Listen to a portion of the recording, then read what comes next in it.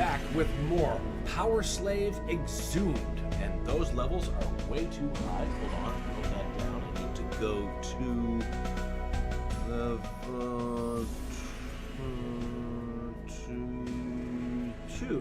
There. Now we're good. Just want to make sure we get that settled from the get-go before any major gunfights start. So, this is an Egyptian first-person shooter from back in the day that's comprised of actually two different versions. The PlayStation and the Saturn, which both played differently, not unlike how Quake 2 was across its various ports and iterations. But this version seeks to combine them all into like a singular super version, hence the subtitle Exhumed. You know, it's been brought back from the dead and now it's fucking stronger than ever, basically. With that said, I don't remember where we left off. Let's figure that out. Okay, we've got the sandals and the mask, so that means we can high jump and breathe underwater. Set's Arena.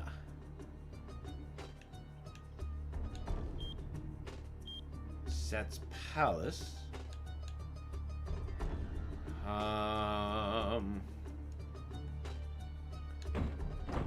Nope. Well, that's got a transmitter piece in it. I have to imagine maybe there's another spot in the mines I can do? Let's just get back into the swing of things and see if we can find that transmitter piece. If we can't, that's fine. We'll just go to the next area anyway.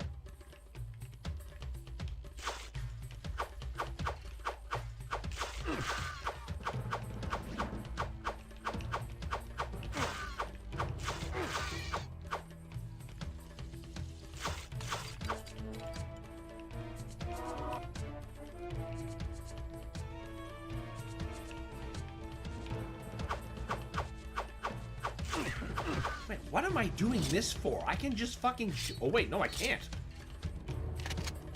That's the exact problem I was facing. I see.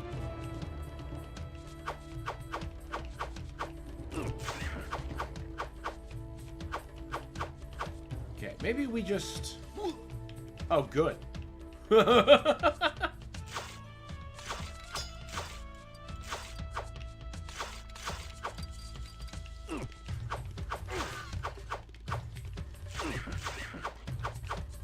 That locust has to go.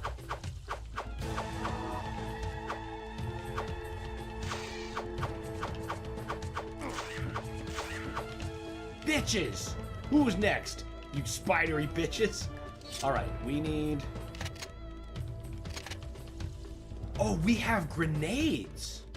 Okay, that's better. Let's power up first you. Not enough yet to consider you viable. Right.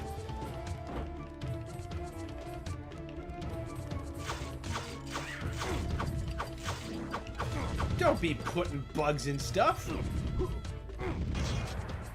Okay, yeah, that's not something we're just gonna cut down. Oh yeah, we're on our like last health too.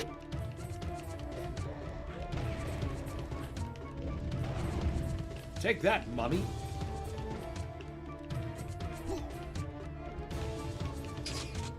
Shit. I meant to switch to something else. There's worse things to have than more grenades, though. Now you're actually gonna go...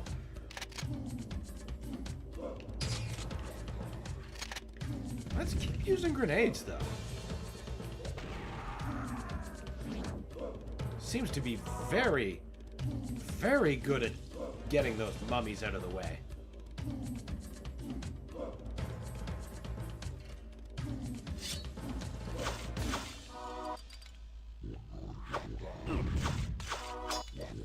Oh, for God's sake. Hey, cool! I didn't know they could just kill the bats like that. Can we get that throw? I can't believe that hit him.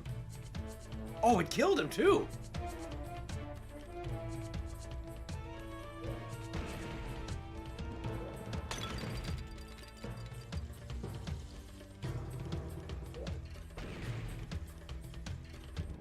Okay, let's start using gun.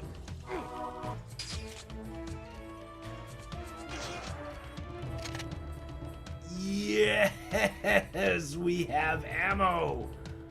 Oh, happy day. And health. Oh, yes. Keep it coming. I see you.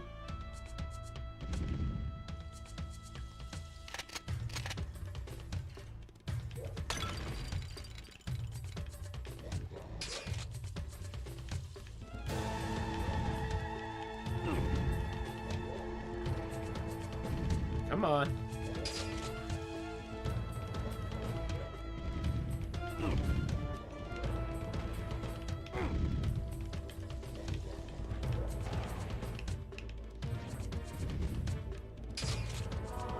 He made it personal, you see. Jeez, I can't believe I almost stepped in that. That would have been a literal instant death.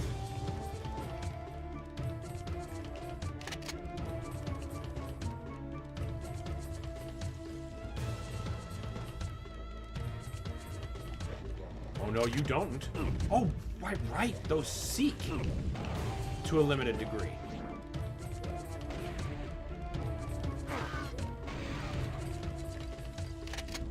Nope.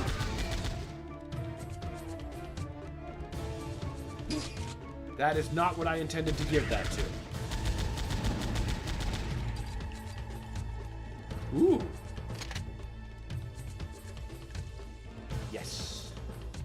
Yes. Fill the grenades. Fill it all up. Oh, no, you don't.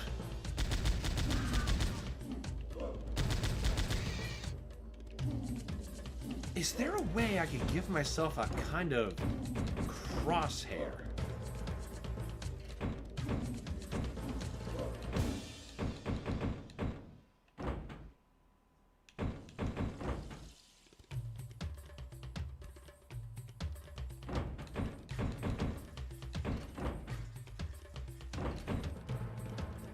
There is no crosshair. Very good.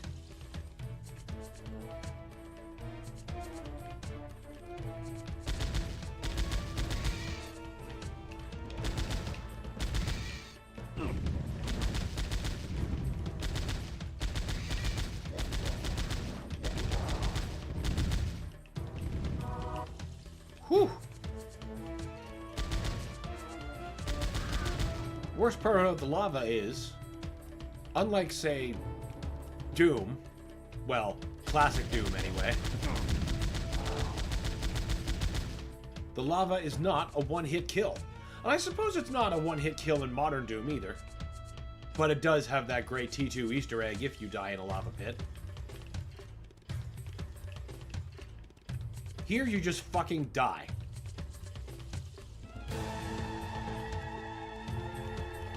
I believe I'm doing circles now. Shit, I should be using a different weapon too. Well, unless spheres drop. Thank you. What kind of height can I get? Can I get up there? No? Not from here?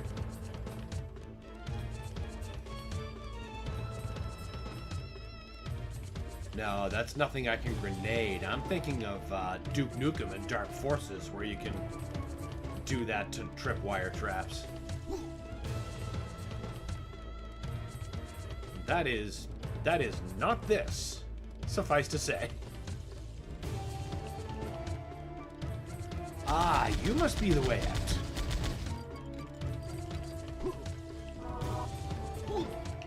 Woo!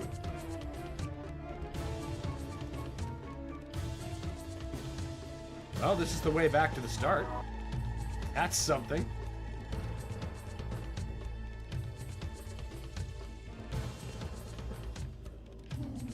Yuck!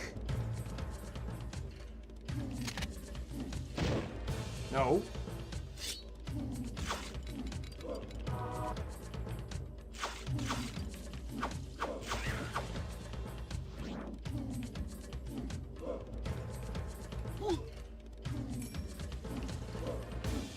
that's health. No wonder I didn't pick it up.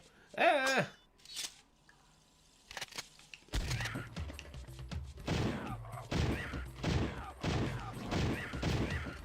Don't like it.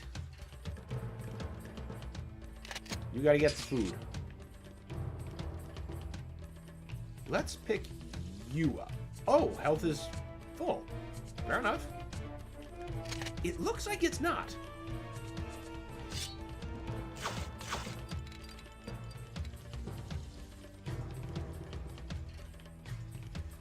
Is this not where I jumped? Nope, it's not where I jumped from. But it is where I can jump to.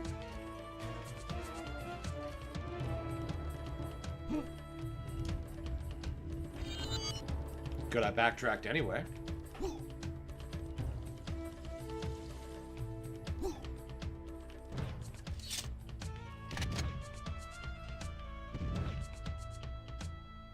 Oh, I remember this now.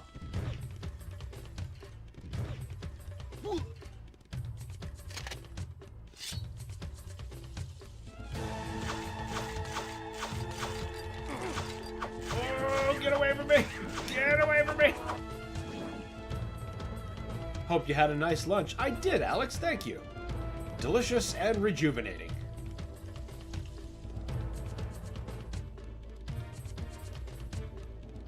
How am I supposed to get that? Is what I want to know. Because the lava is insta-kill.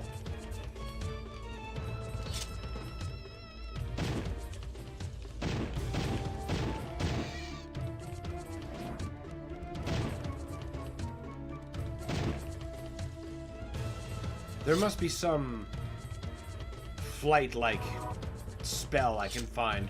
Or possibly a relic. Like my high jump boots.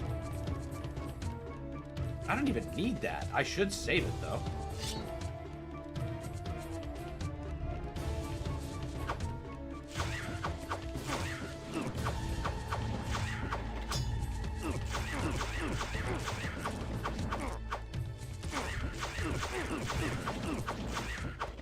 Don't walk like an Egyptian. It is an achievement in this game. Because who could resist making that joke? And honestly, if you're in their tombs, I think you do want to walk like them. Lest you trigger one of the traps that you're not aware of.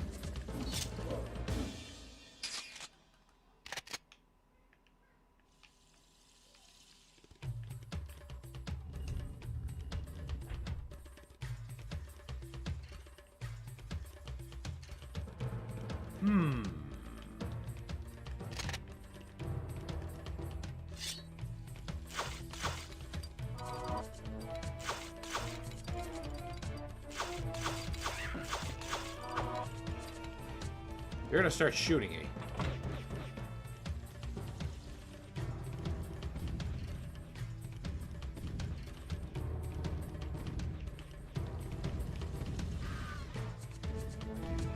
Cool.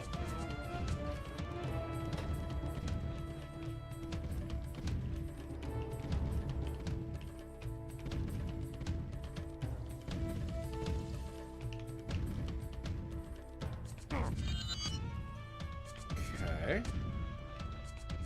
Did anything? Nope. Nope. That's just the way to death. That is the stupidest idea I've had in a while.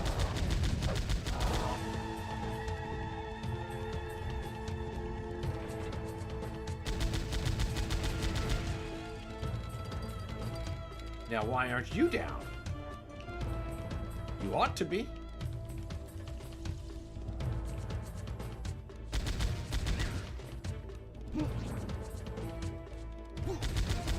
I bet you aren't now.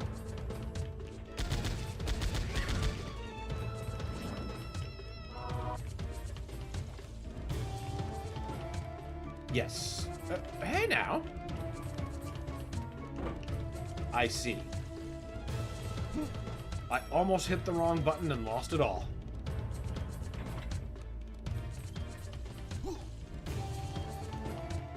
Oh shit! The transmitter's here.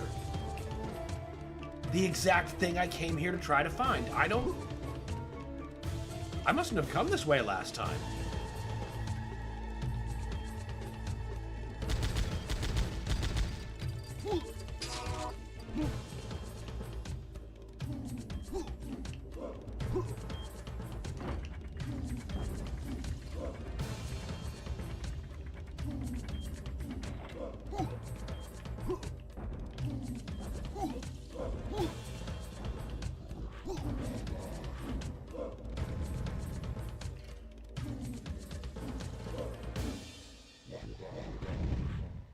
I bet it's down there. Whoa. Who thought that was a good idea? Dan? Grenades against fucking locusts?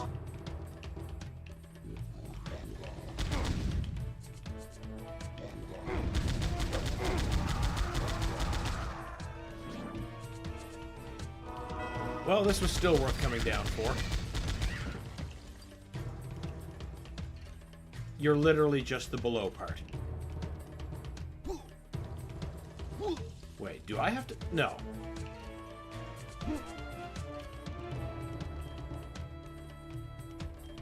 Where the fuck?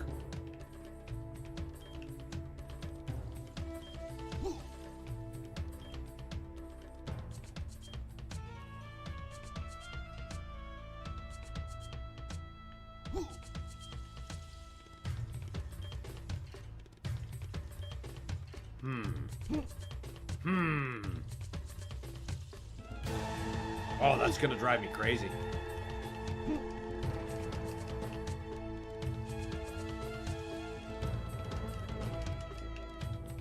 Well, now what? Actually...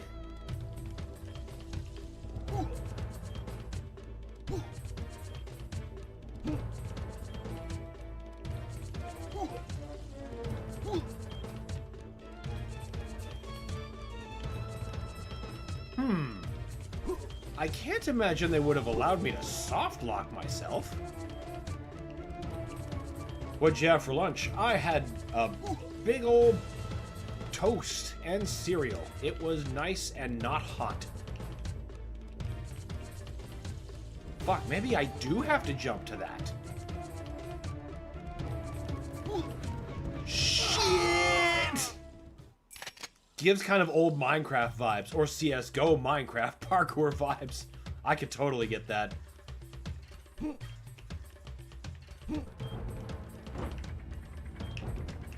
It's obviously in there, but how the hell do I get that to open is the real question.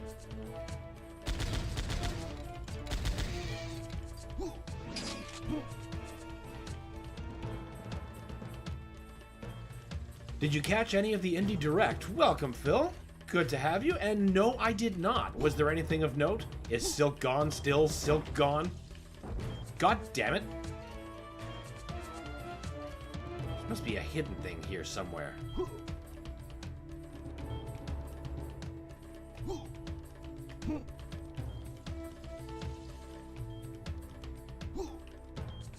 Shit. No! No! Wait, those still need to be down. Ah! I must just need to go forward and the solution will present itself later. We'll hope.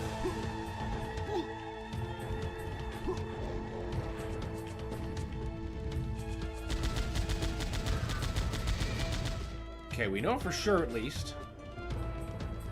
Oh, I just understood why I couldn't get out of that area before. Okay, I understand. I'm stupid. But we can just continue from here.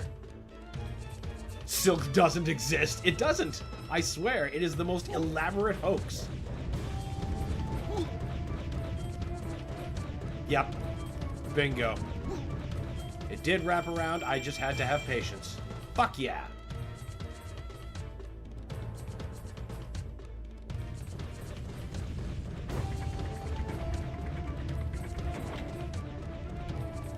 Now, what's this? Whoa! Oh, shit. Okay, I see. I see the problem. Okay, I did hit the switch, right? Wait. Is it just you that opens? What about that? Oh! Oh! Now I gotta do that hole again. I see. Fair assortment. No boom shoots if that's what you want from your indies. Mina Hollower was the headliner, but that's old news. Yeah, like, we've played demos of that. And of course, they were great. Crap.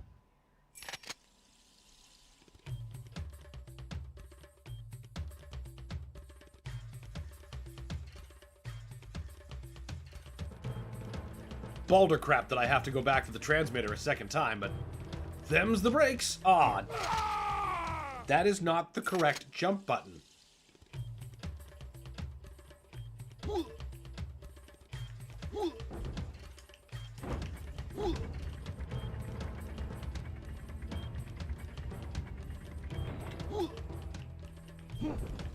They slipped Game of the Year 2024 UFO 50 into the end of the sizzle reel, so it was on screen for about 6 seconds, which is so undeserving.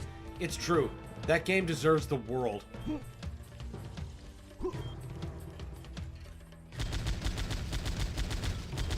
But good to know that it's finally, you know, on the Switch radar. I really, really want Switch players to play that. Honestly, I want everybody to play it. Fuck.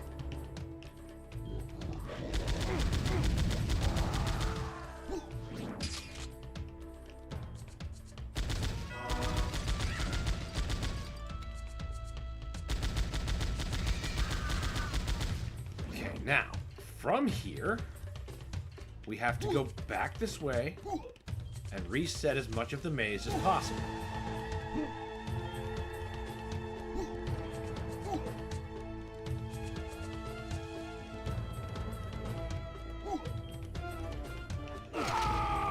Are you shitting me?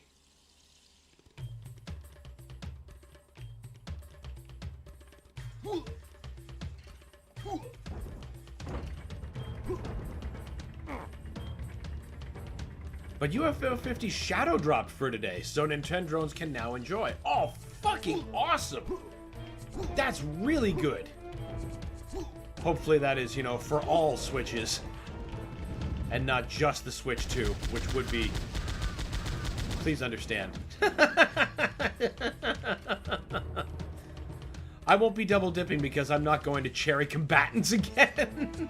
I don't blame you. There's a couple of cherries I'm not sure I could do again. I mean, there's some cherries I'm still like, you know what? Maybe this one doesn't get done. Even on games I like that, oh my god. That beat 'em up that looks like River City Ransom.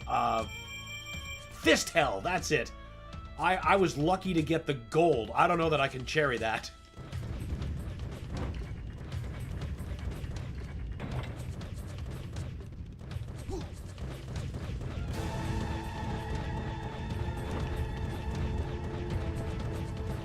Okay, so only those and not that. So get the hell out of here now. Perfect.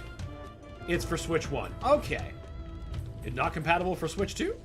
I mean, I have to assume that it is. It was just announced for Switch 1. Or you know what? Maybe they still have to do a backwards compatibility patch for it or something. Or forward compatibility. However you classify that for Switch 2. Hard to say. Either way, I'm thrilled it's available.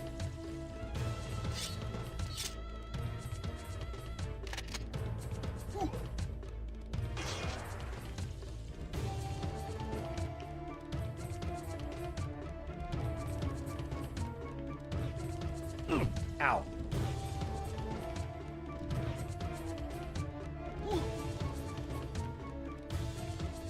I need to get back to UFO 50. I still have some games I haven't even undusted, let alone beat. Same. Like, half the library is still undusted because I'm still chewing on other ones that I haven't beaten. Or, you know, in the case of Overbold, that I can't fucking stop playing.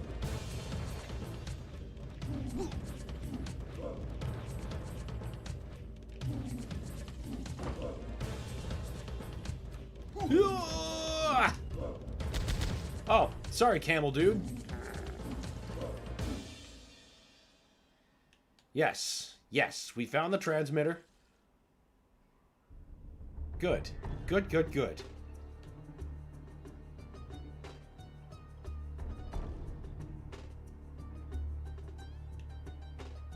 I still go back for rounds of Overbold. Like, the game never left my recently played list on my deck, ever. It's still there now. Because I keep going back to Overbold, at least, if I'm not, you know, actively chewing on something else. I need to go back and, like... I probably need to, like, restart Vanger just to get my bearings again. I wasn't even that deep, maybe, like, within 15-20%. You know, that's not big a loss. Tell me this, I use all my buffs and the mini-tank enemy still stands almost full HP, but when I use one of the buffs, he suddenly gets erased. Does he have a resistance to some of your buffs? Or does he have maybe a type advantage against some of those buffs, where, like, you might actually be healing him and hurting him, and damage is just leveling it out at the same time? That's a real weird conundrum. I'm not sure. It released for Switch 1 and is forward compatible out of the gate, so you can play it on either. Oh, that's beautiful. That's beautiful.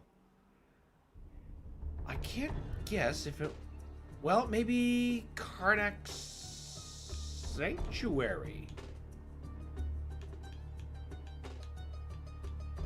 Yeah, let's try that. Now that an arrow's open. No.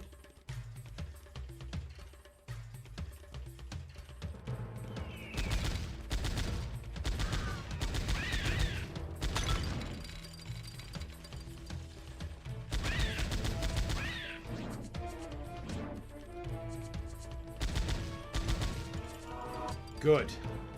Keep cranking that health. Get out of that damn jar.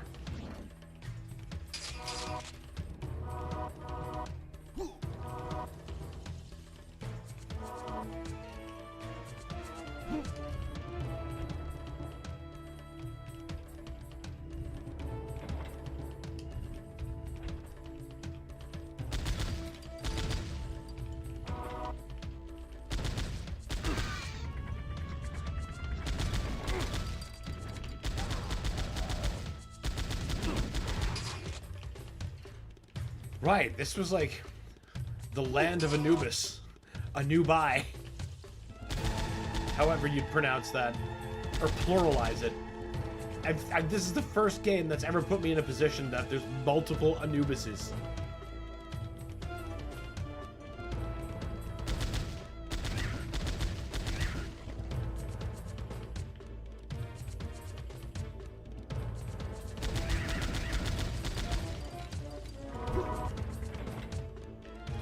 Hello?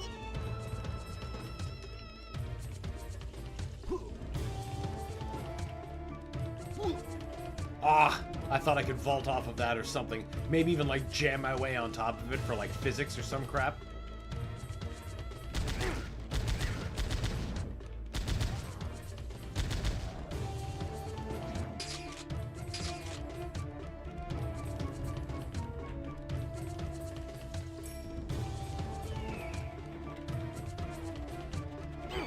Hey, get the hell out of here!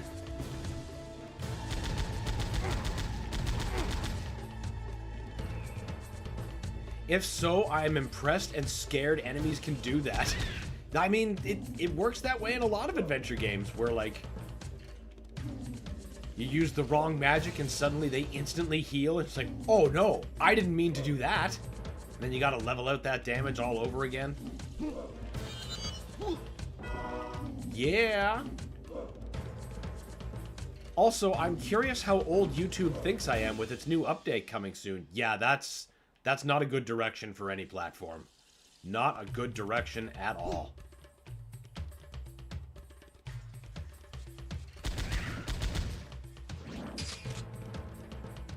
I don't know who thinks it's the right direction, but a pox upon them.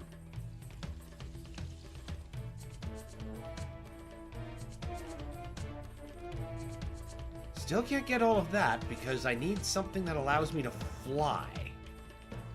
Or something that gives me protection from this instant kill radiation. Which I definitely don't have yet.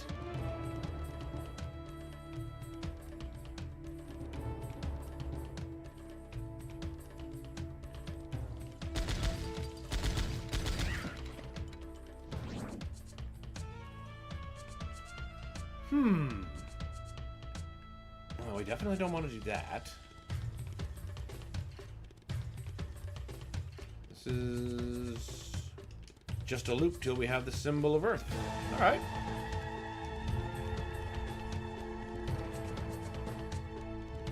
Also something... Also YouTube also ate something again.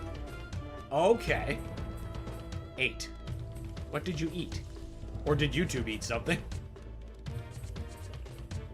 Also, YouTube ate something again. Oh! Now I've pieced it together correctly. I wonder what they're eating this time. I've seen rather. I don't see messages. It's more proper. Find out, like, some of the weirdest things seems to cause messages to disappear. Like one time, it may have even been you, but somebody was having trouble getting a message containing the word cheeks in there. It seemed to be a no-no word. For some reason.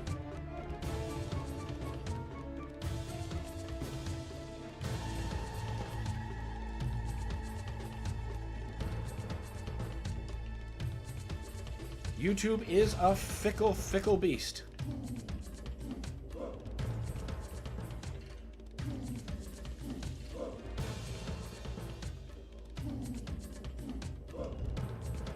Nope, we already did that.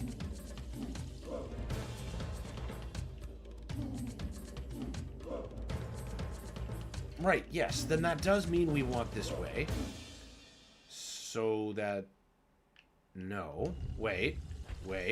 No, that's outside of the temple. We don't want to go outside of the temple. Ball X Pit was featured in the Indie Direct, which is my personal fave from the stream Next Fest. I don't think there was a single farming sim they've learned. Either that or the supply of farming sims has started to dry up. I don't remember Ball X Pit. Maybe I just missed that. The first thing I thought of was the ball pit from DashCon. Which, you know, of course there's probably a game made of that.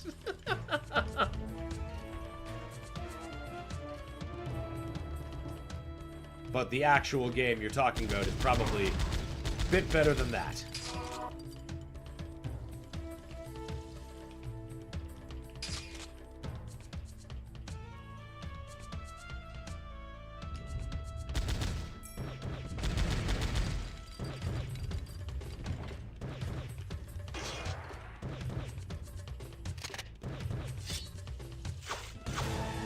I like how the ammo refills like all of your guns, not just the one that you're currently carrying.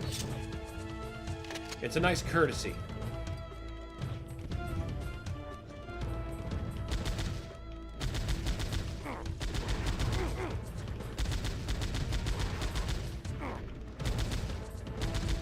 Just sticking them any old place.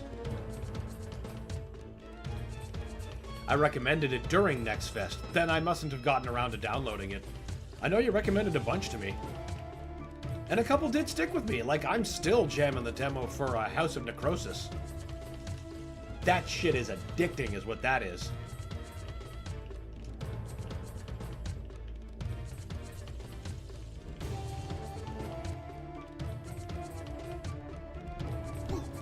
Oh, I can just jump it.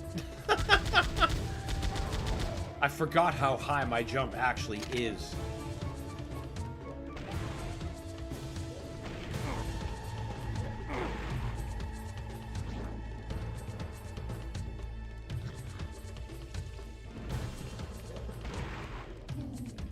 Did I just one-shot Anubis with a grenade? That's fucking sweet.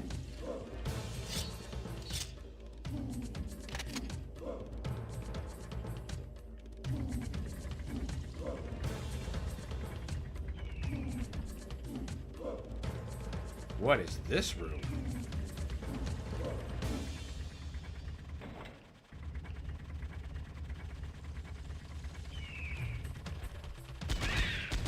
Fuck you, birds. Always a goddamn menace. To ninja and FPS hero alike.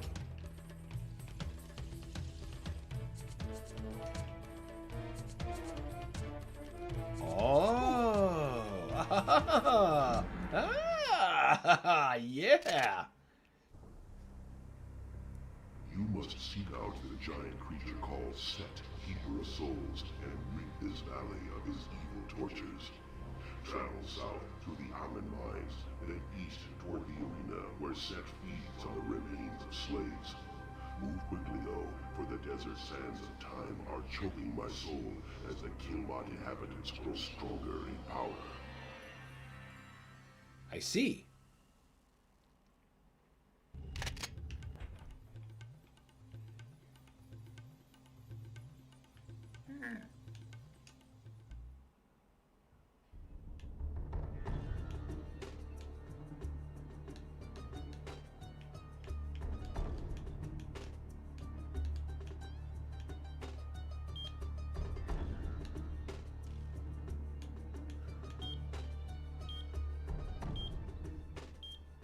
Still a bit of the transmitter there. Alright, you know what? I'm gonna go here first to see if we can get the transmitter.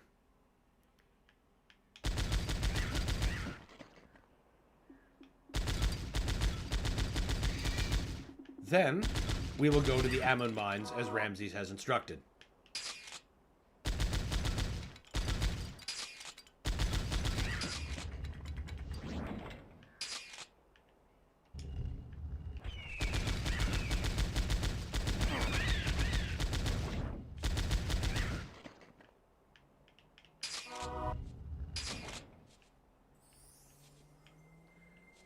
I didn't recommend House of Necrosis. It was Phase 0, Ball X Pit, and Absalom. Okay, now I remember playing Phase 0 and Absalom. Absalom is fucking awesome. I was nearly positive I got recommended House of Necrosis from you. Maybe that was just something I found on a whim. Okay, well in that case, try House of Necrosis.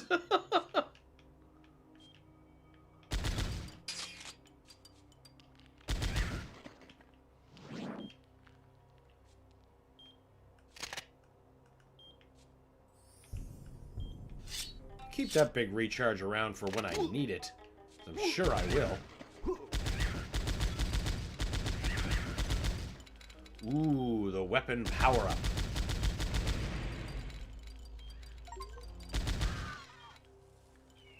What? Oh, cool. I love unexpected achievements. Oh. The fucking thing is in here.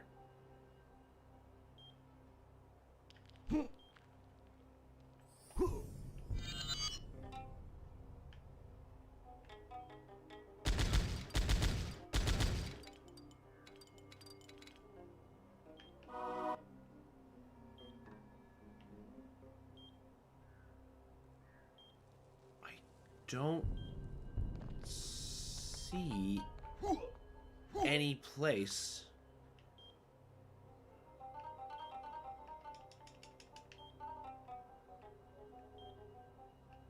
Nope, that is just instant death.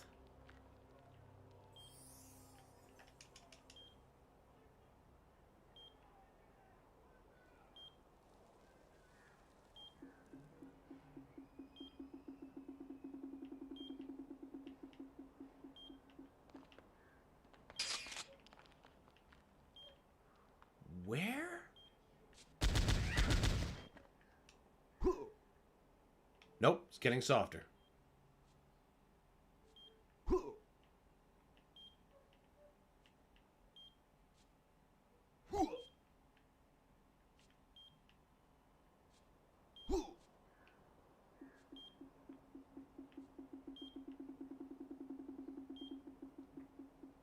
Absalom is going to be really, really fun to play on a cabinet the way all beat-em-ups need to be played.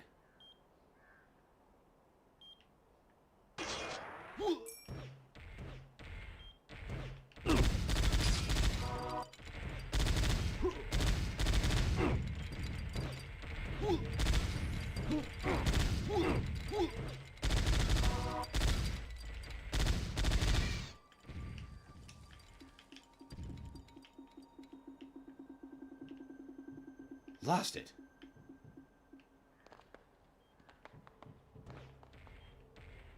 Well.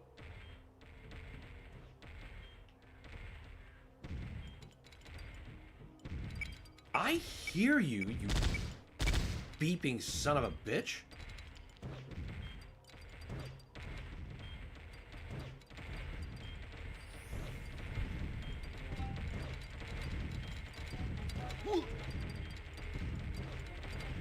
How am I supposed to get there? It's got to be there.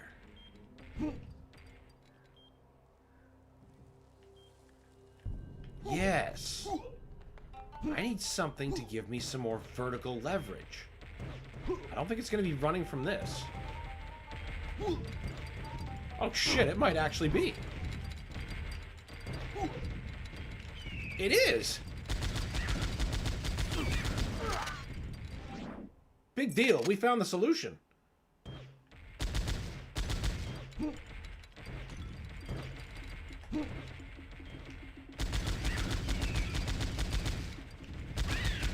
Dick.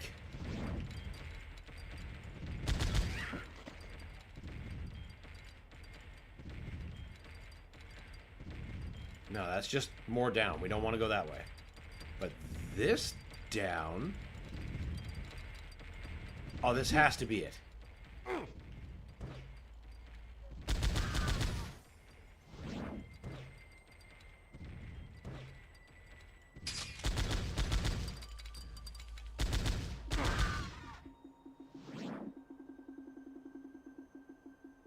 Nope, I don't hear it anymore.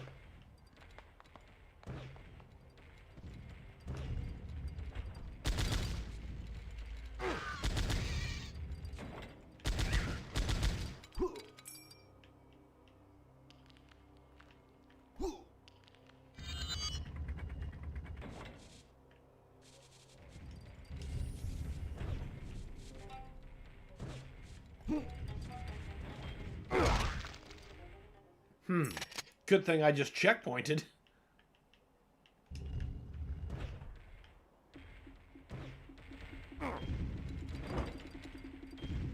I hear you. I hear you, you son of a bitch. Now, does that stay active? You're not gonna tick down on me? Alright. Shoot another volley.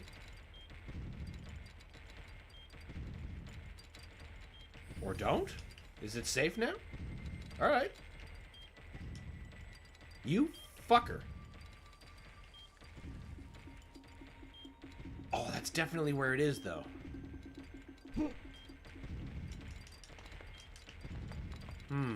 Oh! A switch I'm missing. That'll do.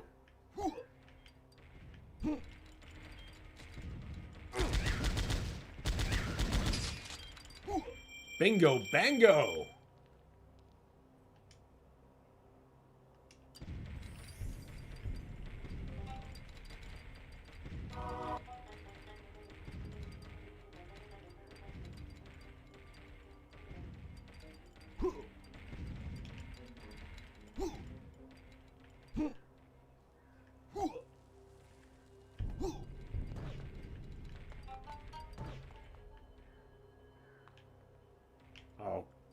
Okay, I believe now we're actually good to leave the level. I got exactly what I came for. I even got my weapons fully charged. How about that?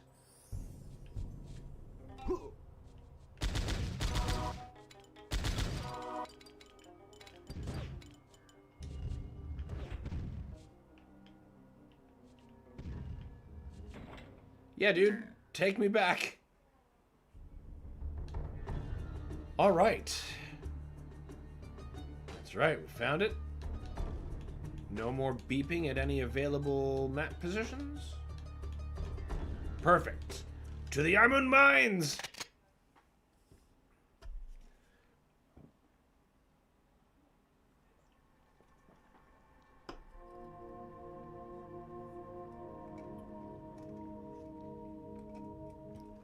What system is this on? Also, have you heard of Queen Cleopatra? I'm going to assume you mean some sort of game or movie. Like, I'm aware of the historical figure Queen Cleopatra, if that's what you mean, but is there like a new movie or game or something based off of her? And right now, I'm playing this on my Steam Deck. But as far as I know, it's on pretty much everything. I'm reasonably sure it's even on the Switch.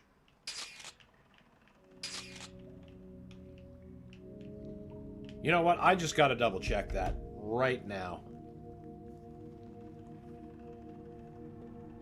PowerSlave Exhumed platforms.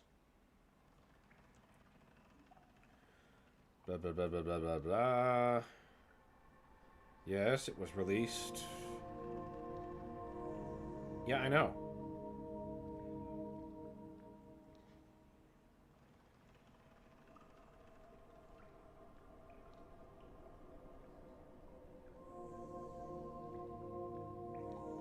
Huh. Well, maybe I'm wrong.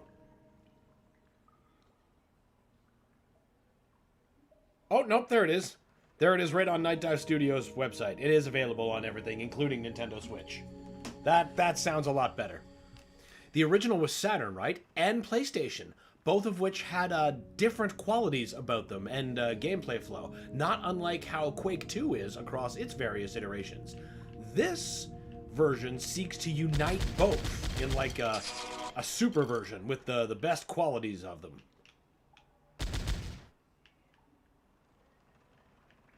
Though a lot of that is admittedly lost on me, because this is the first time I've played it in any capacity.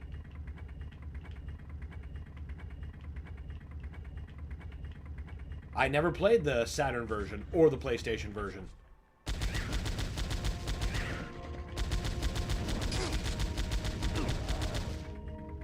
Night Dive is just giving me my first run right out of the gate.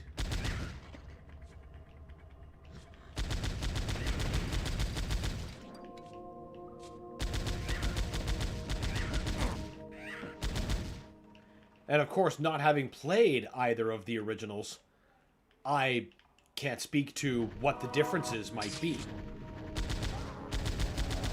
I just know that they're there because that's what I read. I'll have to watch something on it later and get learned up.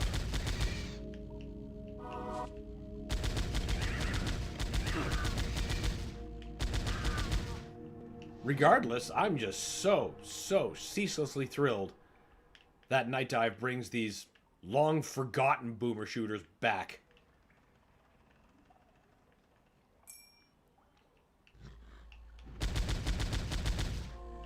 Surprised to hear there was a 90s console shooter you haven't played. Fair assessment, but you know what? There's even still more. And thanks to Night Dive, I can experience them in Killing Time and PO'd. Those are games I remember seeing advertised in magazines, but I've never played them before in any capacity, not even through emulation. So one of these days, I'm going to pick them up and enjoy them on Steam.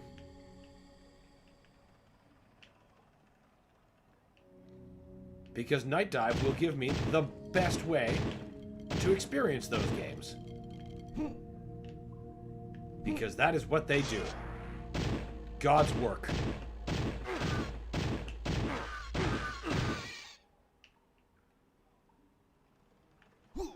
Yeah.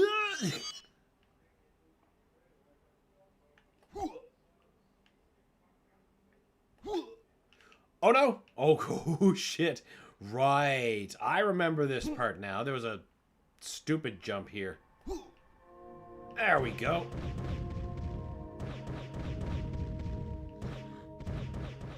I have played the vast majority of console FPSs though.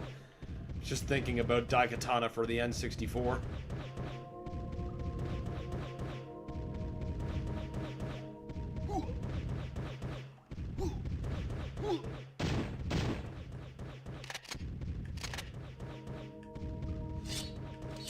Open wall. Take me, camel. Wait a minute. Well, you know what? I'm already here. I missed the secret. There's something here that I missed. I must find.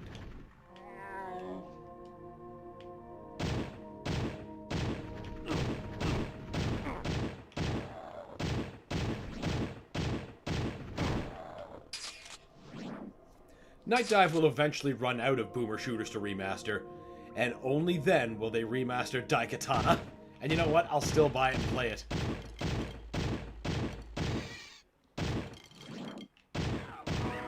I have the proper Steam original, finally. So it's just waiting for me to get to it. Before Night Dive does.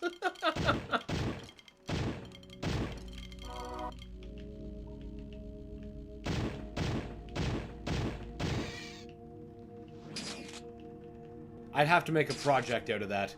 I would have to start by replaying the N64 version that I remember.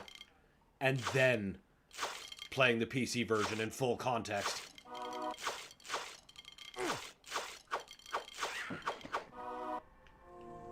Because it's been a hot minute since I played it. If you can believe that. And I don't think they'll quite run out of... well, even if they do run out of boomer shooters. The Thing Remastered shows they're not out of surprises and things that I'm going to find delicious.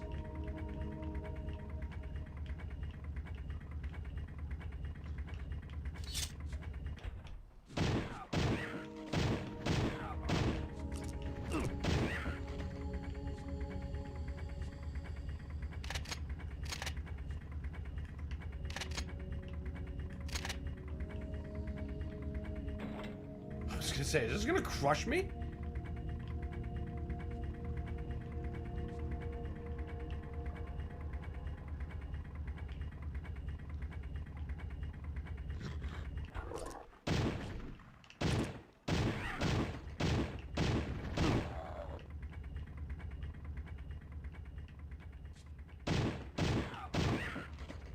I can think of a couple right now I'd love Night Dive to hit up and remaster just off the top of my head, though.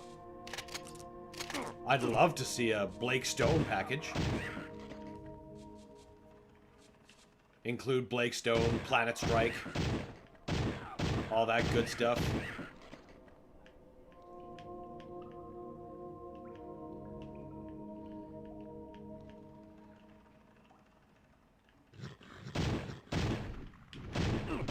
Of course, that is mostly in service of console users, because I can play Blake Stone just fine right now, and I have on the channel. But, you know, Night Dive spreading the love and making it new again.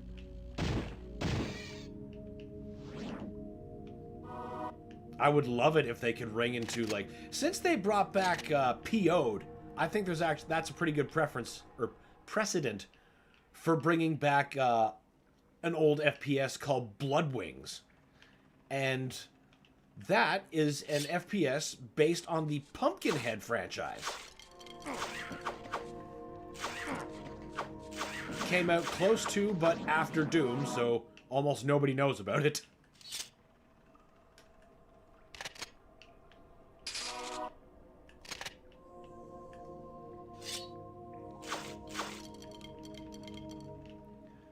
Did see that Dr. Radiaki got listed on Steam despite having been abandonware for decades.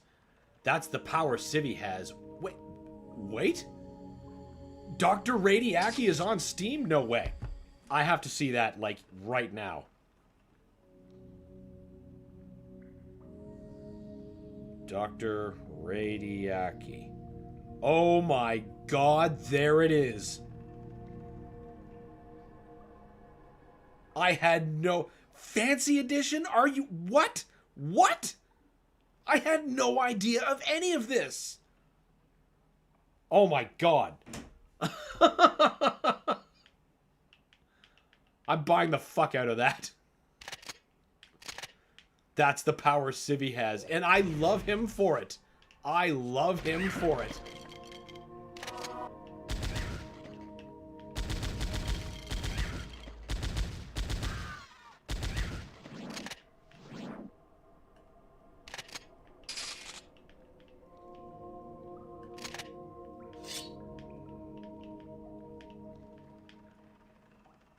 I wonder... Well, I suppose I'm going to be finding out real quick. I was about to say, I wonder how well that works on the Steam Deck. Is the Fancy Edition geared towards things like that? I'll have to read up more, now that I'm just aware of its existence. I'm so excited. I've always wanted to play that well-known hunk of junk.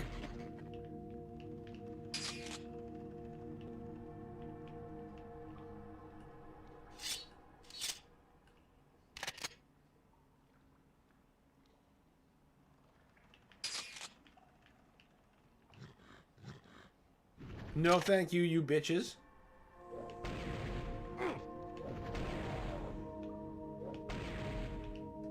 Ah! Ow! God! Not holding the trigger long enough. Woo!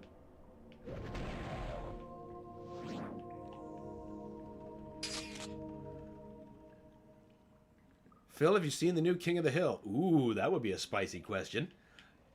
You know, on that note, Brad, I do remember another one that got me a chuckle that I saw shared. When Bill says, I guess, I reached the end of Netflix, Hank. Did you know when you reach the end of Netflix, you get what's called a wellness check? That got a pretty good chuckle out of me, even out of context. It was only added in May. Yeah, I just glanced at that. I was like, okay, that's just a this year thing. I don't feel as silly, like it's just been sitting there waiting for me. They want $7 for it, which is asking a lot of a game you could download for free from abandonware sites.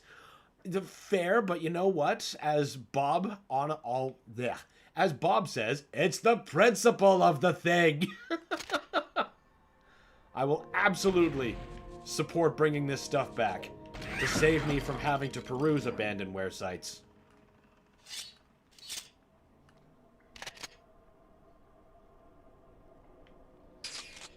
That was a good joke. I thought so too.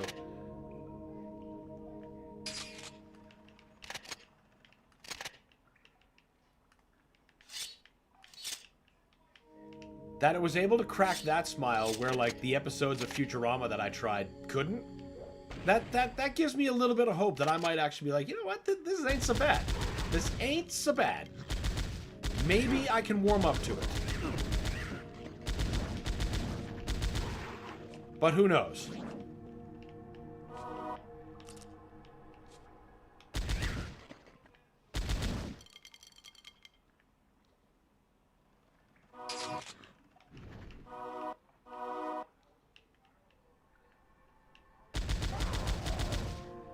I thought you had played Dr. Radiaki before. I remember you mentioning it.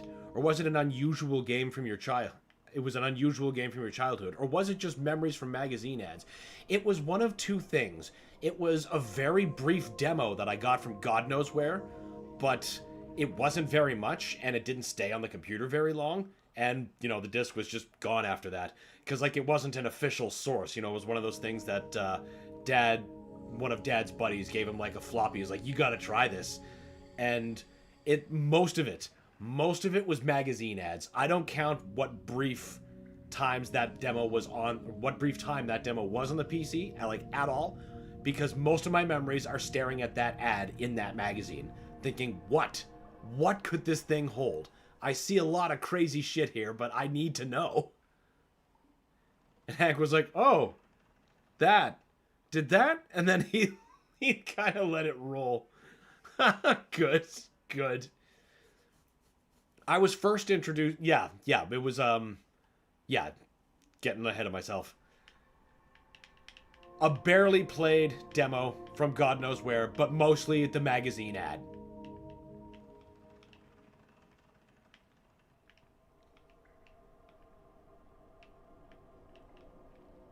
From that same magazine is how I became aware of that Bloodwings game that I had just mentioned, based off of Pumpkinhead. There was a review for it in there. But that issue also had a 32-page strategy guide for Doom 2, which might be the reason I bought the magazine. The knowledge that it brought me was impeccable. And all the other games that I learned about from that were incidental. One of my favorites, because it was the cover thing that had nothing to do with Doom 2, was this point-and-click adventure game called Hell. And it stars Dennis Hopper, of all things. Good old shareware. Exactly! Shareware was a lawless wasteland from which anything could be played. That reminds me of another FPS that I played the exact same way from a disc. I got it from the local Fredericton co-op. Now it was called like Companion Edition or something. But anyway, it included the shareware episodes, like episode 1 of Wolfenstein 3D and Blake Stone, which was my introduction to those. And otherwhere on the disc, there was this first-person shooter that I remember so vividly, even though the demo was like 1 level, and I'm pretty sure the game only has 1 track of music, and it's called Depth Dwellers, and I don't know why I played it so goddamn much back in the day. That's something else I would love to be like, hey, Night Dive, could you do it? I'd love to see it again. Though I'm literally probably the only one who remembers Depth Dwellers.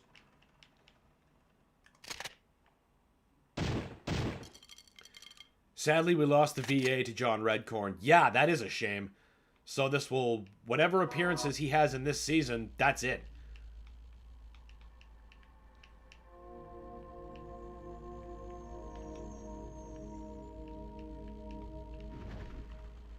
So I hope they made good use of him.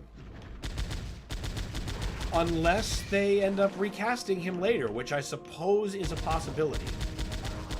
But apparently, people who have seen it all say that, like, you know, like Lucky and Luann, for example, also dead voice actors, that they just kind of dance around it, but never actually try to include them for any reason, because that was just the more respectful route. I can't remember where I read that, but I remember watching a video where somebody said that tracks based on their experience.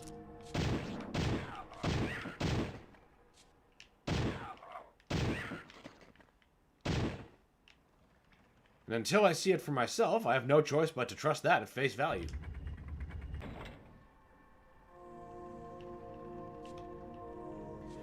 When you were a kid, you played whatever you were given for hours, regardless of whether it was good or not. You know what? That is a straight-laced fact.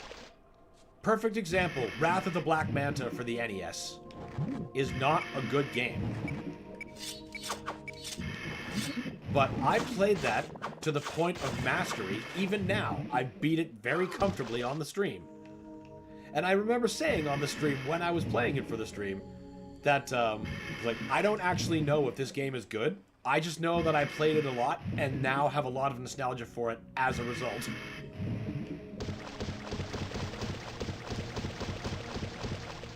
Dan, I think you missed a comment above, a good Peggy bit. Oh, did I? Let's see.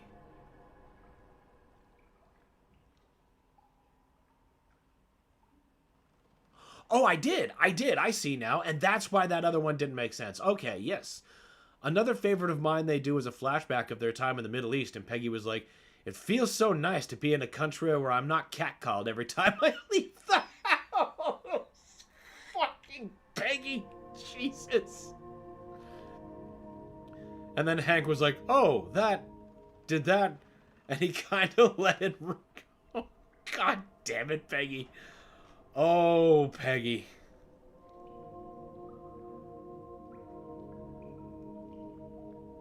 You're right, that was a good bit. I'm glad I went back for that. Thanks for bringing that up, Brad. Phil, did you see the new King of the Hill at all? I figure you'd seen it before I did. I think maybe our experience with Futurama may have left him a bit wary, like it left me wary. That's why I was like, I don't know if I want to seek this out yet. But I'm warming up to it. I'm warming up to it. At least the idea of it. Beavis and Butthead gave Mike Judge a lot of credibility for that, though. That's how I first played Wolfenstein 3D. Dad's friend with a shareware floppy. Yes! Oh, I suppose, you know what? I can't even say I miss those days, because I can do that right fucking now. Just go through Steam and just start downloading demos from God knows what. The only thing that's actually different is the physicality of finding a disc from who knows where, somebody's Uncle Nintendo, and then manually installing it. That's probably how I found House of Necrosis. I was like, oh, that's just this. Then I started playing and was like, oh, cool.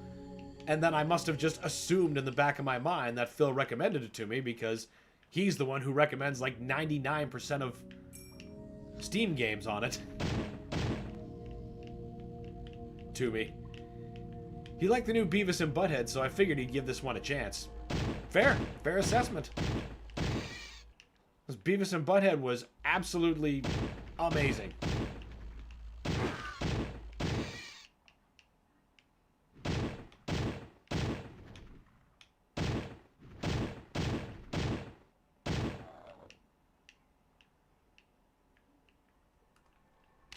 Okay, that way is just the regular exit, though. That's not what I'm looking for. That's not what I keep coming back for.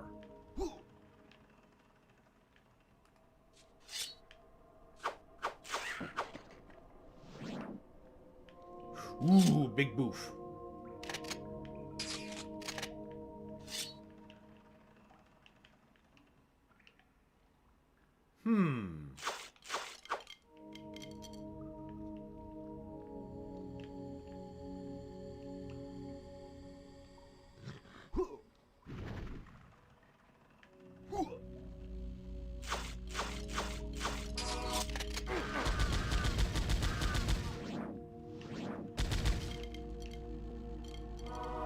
Hey!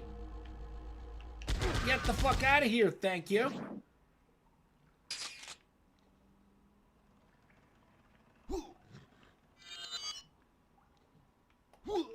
Oh no! I hope the last checkpoint wasn't far. Oh, good!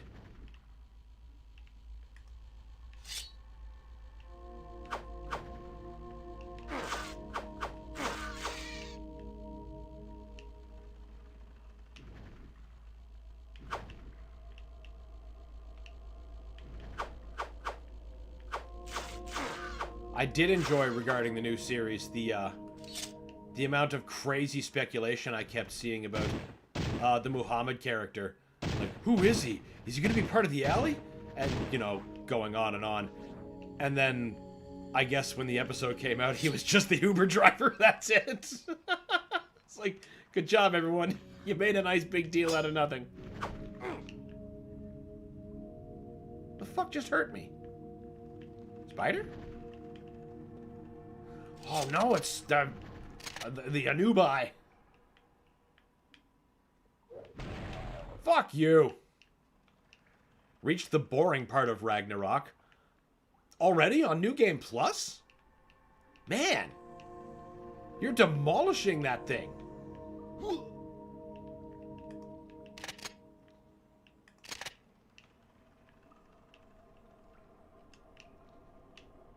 I've seen some clips, some laughs.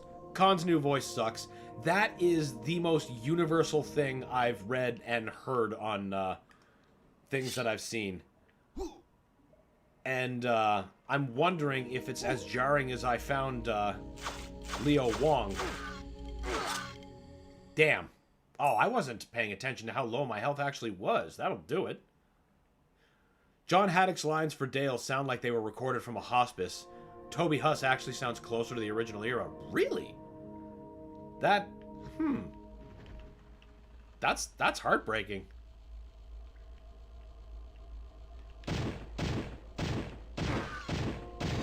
But I mean, it was his most beloved character. You can't deny him his send-out. But knowing that Toby's doing a good job feels good for if they decide to keep going with this.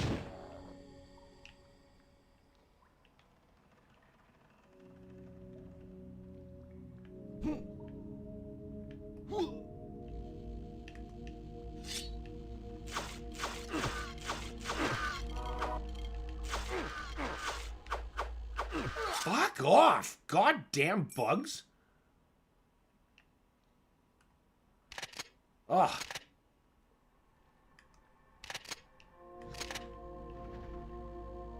Right? I also thought Dale sounded super weird at first. I haven't even seen Khan yet. Who played him originally? That would be Toby Huss.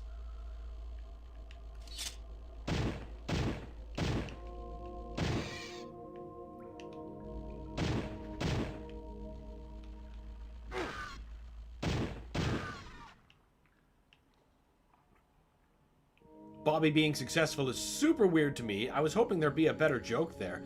I mean, maybe there is, depending on how much... Like, are all the episodes up now? Or, like, are they drip feeding them? To be fair, we've only seen one episode. Fair enough. The Japanese-German fusion was pretty funny. I honestly like that idea. Like, really like it. I kind of wish it were available in our area. And that's just the German in me who also loves sushi.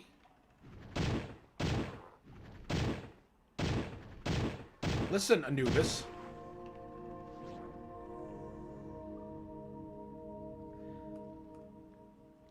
Alright. Alright. New plan. We're gonna blow those up first.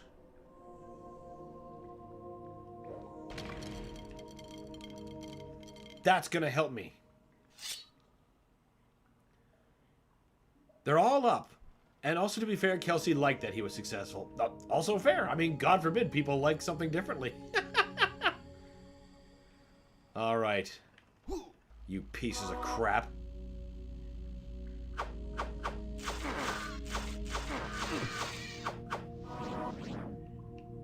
Ooh, weapons. Better... Yes. Okay, yes.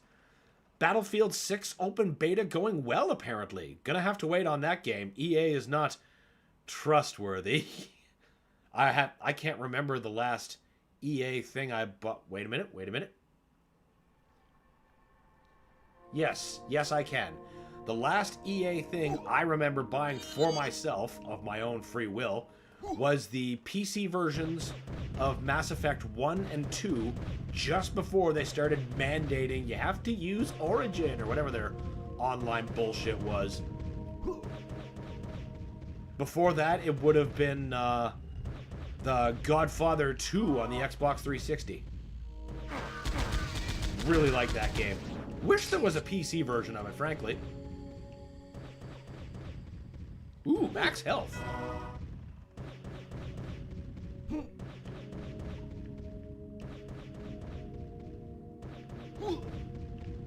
It is my understanding the Call of Duty fan base is not happy with the direction things have been going.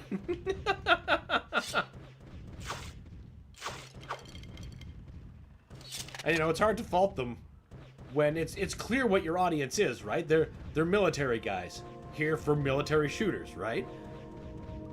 Putting Stan Smith and Beavis and Butthead in a game like that, okay, like it's clear you're aching for those Fortnite dollars, but COD ain't Fortnite, and it doesn't have to be. In fact, these things have to be separate for them to be successful. Oh boy, and those models don't seem very good either. They're much more prone to clipping than most, but you know, they're probably strapping that to like a universal skeleton that can't take into account those kinds of things. And why would they? Nobody's head is shaped like Stan's.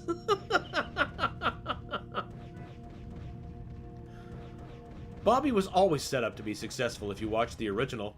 Yeah, I agree.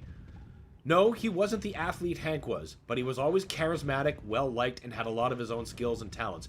I think his well-liked charisma would have been what carried him the most, no matter what career that they gave him. Like, I figured they weren't gonna make him a prop comic or anything like that, but whatever they were gonna make him, I could easily buy him being like a happy, successful guy. I got a soft spot for good old Battlefield. I remember playing it back in the day. I really do. But, God, I think no, wait. I'm mistaking it. The game I'm thinking that I used to play back in the day was, it was around the RTCW era, but it was, oh, God, I just had it. Medal of Honor. Oh, my God. The amount of Medal of Honor we all played in the college computer labs. Unreal. Wait, so they brought Toby back to play Dale and not Con? Yes. The last episode of the original run was about Bobby's skill with meat. Exactly. So of course he became a chef. Yeah, Yeah, a chef or a butcher would have been a great logical follow-up from that, and easily just buy that. I mean, now I'm thinking about it, yeah, Bobby the Confident Butcher, totally. He'd have his own deli, yeah, I could buy that too. Oh yeah, I completely forgot about that. It's kind of like you forgot who Bobby was. Bobby always did have his own skills and was charismatic. Yeah, and like even Cotton thought so. Remember when he put him in the cube there at that, you know, trying to come down on him in that army cadet camp? And he's just like, hey, what's up? He's like, what? I was merciless. He didn't even faze him. The COD overlap is hilarious. You have diehard military guys and literal toddlers. You know what? You're exactly right, and maybe that's why it deserves this blending of operators and Stan Smith. Oh, shit. I could see him being a butcher for sure. Yeah! Yeah, same. Or like the owner of a deli. Like taking up that kind of deli that he used to eat at that gave him the gout. Except, you know, working with good meat. I'm a dip. Everyone have a nice rest of your day. All right, Alex. Have a good rest of your day, man. Thanks for stopping by. Owning his own sushi place just threw me off for some reason. Fair enough. Fair enough. Like, being successful I can see, but him owning his own restaurant at 21 surprised me. I don't know why. Well, I guess it depends on how he got set up in the restaurant. Something that I just don't know yet. And maybe the show hasn't explained it yet. I'd be happy to see what its explanation is.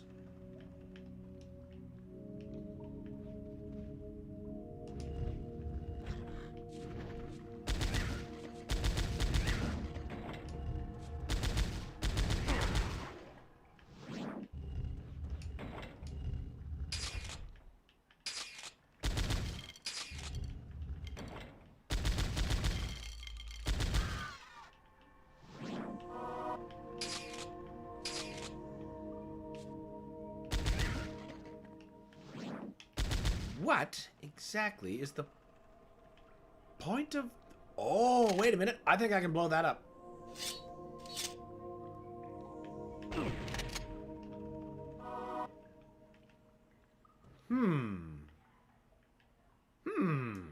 No, of course there's no auto map.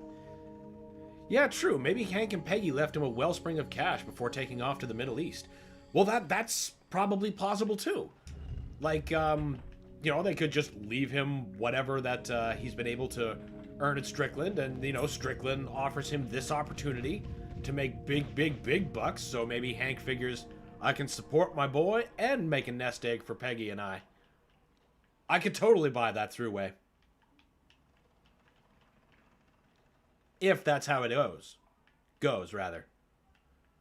Okay, no, I remember we don't jump in there. We don't.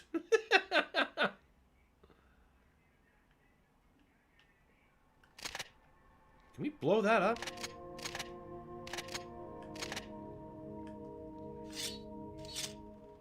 Nope.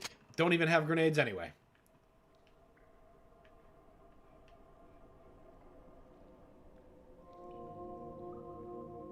I really wonder if there's a way to land down there, though.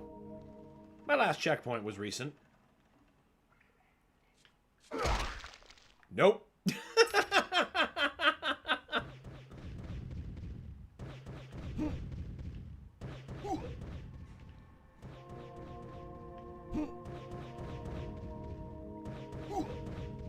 Shit! Oh my god, I can't believe I saved that.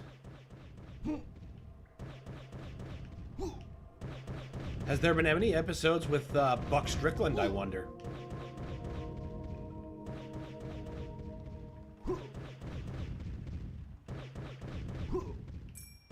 Or is he... I suppose at his age, he's probably already long dead. That probably could play something into it as well. Yeah, maybe like Buck died or something, and then that gave Hank a bonus.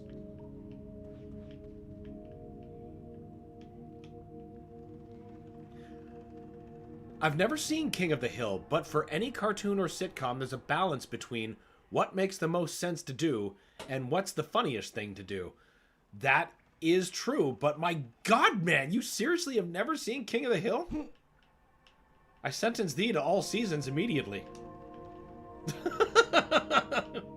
Catch up. Dan, have you noticed if on Switch, your pals... Blech. Dan, have you noticed if on Switch, it tells you if your pals are on the Switch too or not? I have noticed, and it does. My whole friends list is playing Donkey Kong Bonanza, and I do see it on my Switch 1.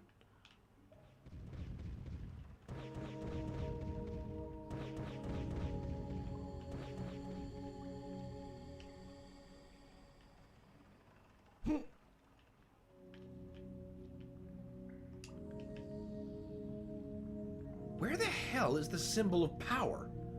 That's got to be the part of these ruins that I'm missing. Because the only other thing, or the only other passageway I know takes me to the regular exit, and we don't want the regular exit. Because I don't want to do this for a third time. Buck died of an overdose in Qatar partying with a Saudi prince. I could 100% see that happening to Buck. And the best part is, I could see it happening, like, he'd be like, I'm having an infarction! But it's real, but nobody believes him because he's done that shit so many times. I could see that happening to Buck. Yeah, me too, just like I was saying. Wait. That's it. That's the thing of power. I need that. Okay, that's a good clue.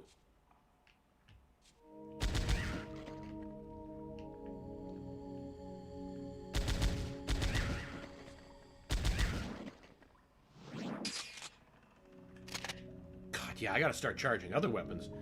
First and foremostly, grenades.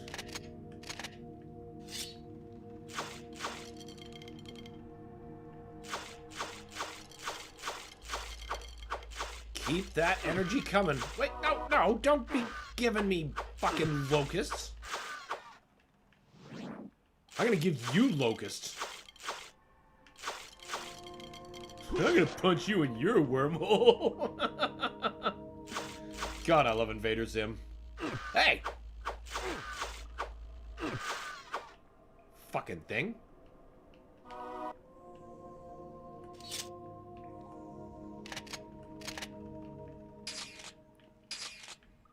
Grenade!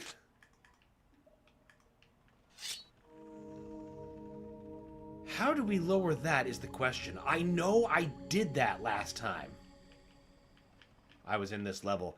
I just don't remember how. I want to say I did something on the bottom level and saw the thing retract from there? Ah, yes, it was this hole. Or wait. Wait. It was that. And that was opened by going from down here. I remember now.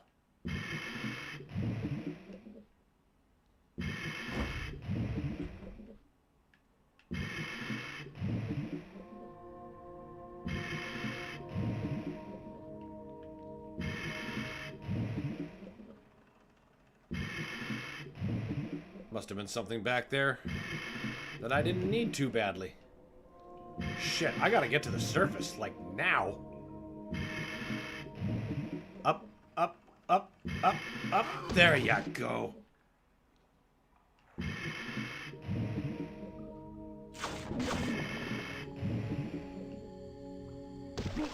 Woohoo! Springboarded, bitch. Yes, exactly. Exactly. Now we go back up.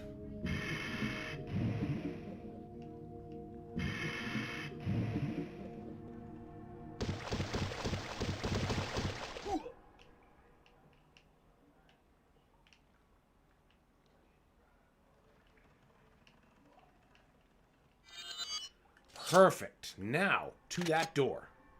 Post haste. God, I love the soundscape of this level. Honestly, the whole soundtrack for this game has been fantastic. Both when it's trying to be a total bop and when it's moments of eerie calm like this.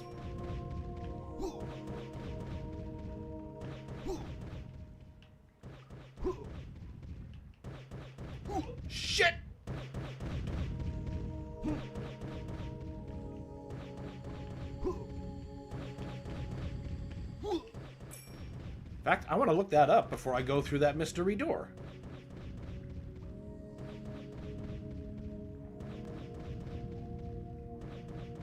PowerSlave, Exhumed,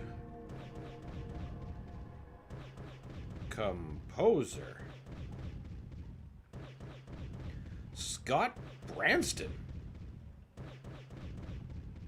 Huh, that is a new name for me. Where's the composer of Quay? Alright, cool. I'll have to look him up later, see what else he's done. But for now...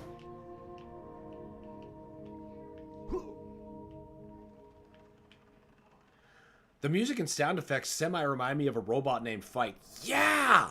Oh man, good call! I can totally hear that!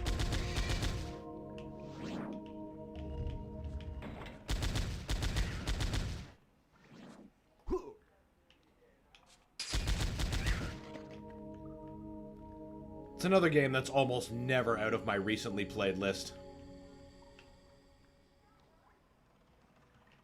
Game's so fucking good. Okay, so we jumped here.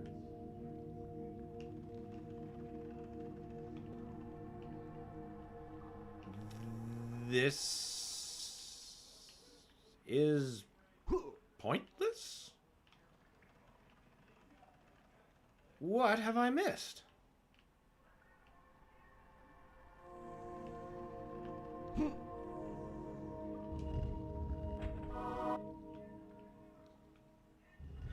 Have you played it for the stream? I have, but, you know, it's one of those roguelike, infinite generated stuff. I'd happily do another stream for it.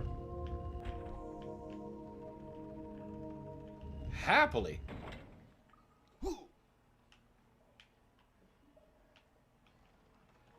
Last run I took on the stream, I got to, like, the last mutated end of the Mega Beast core, and just got snapped at the last second. It was, oh... you know, average robot named Fight experience. Great time, great game. Well, I can't... why isn't that open yet? Why would I need a key to open a door that just leads me back to an area that I didn't need a key for? I am so confused.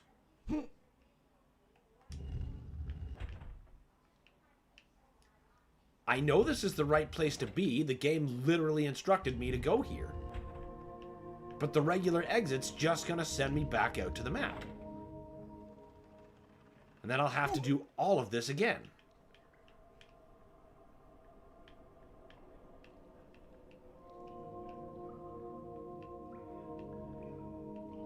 Yep, exactly. Such a good game. Yes, it is. Yes, it is. Infinite Super Metroid for the first time, every time? Come on!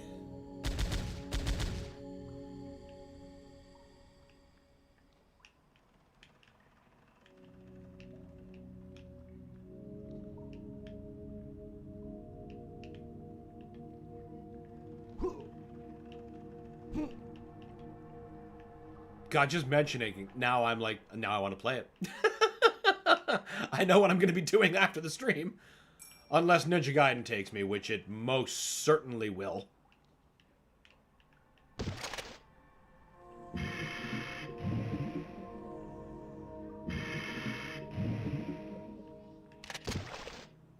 Right, this is where I was trying to shoot down into, but that's just that platform that lowered. There's no additional secrets or walls to explode. What about that lower hole?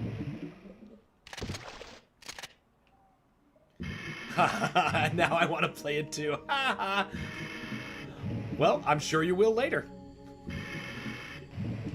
That's the simple best part about a robot named Fight. How immediately approachable, pick up and play it is.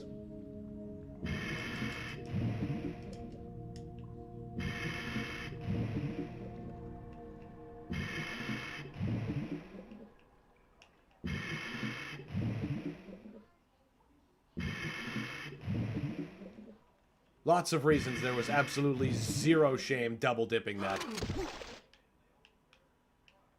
Because, you know, when I rebought it on Steam after jamming the hell out of it on the Switch, re-unlocking everything, but in an even more updated state, was even more satisfying. Like, the game never stopped being so good.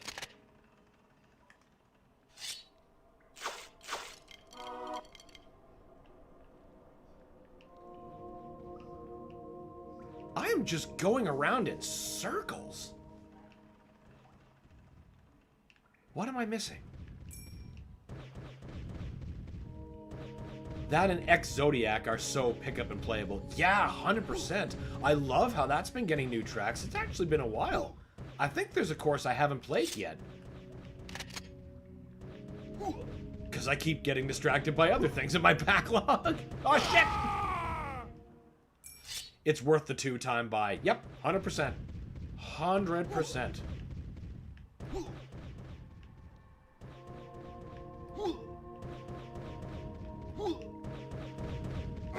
Crap! I wonder if you've played the PC port of Star Fox 64. It has. I think I played the newest one, unless there was a new one. Okay, yeah, I know there's at least one I'm behind on. But I don't know if we're talking about the same one, or hey, I survived a sizzle that time. Or, you know, if it's just one of those things.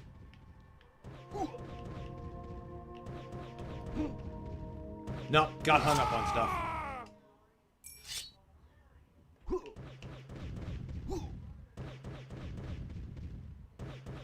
Developing an immunity to Mountain Don't. Wouldn't we all pray for such an immunity? Oh, jeez. Now, maybe there's another section here that isn't just the regular exit. No, that's it. That is just it.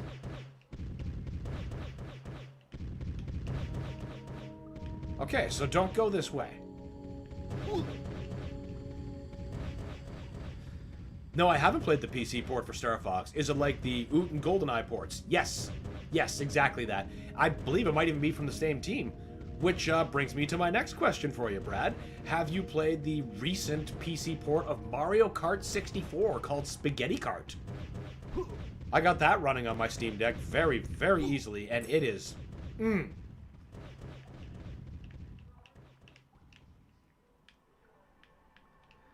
Are there any good Star Fox games after Star Fox 64? Star Fox 64 3D?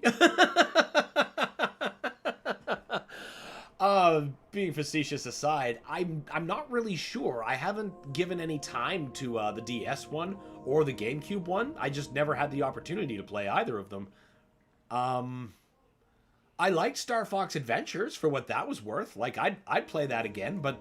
You know, whether or not you consider that to be an actual Star Fox game or just a reformatted one, you know, mileage may vary. It can be two things.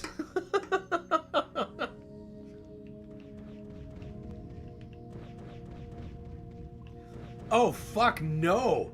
Is it multiplayer? Yes. Dan, I was literally about to make a joke about Star Fox 3D. Great minds think alike.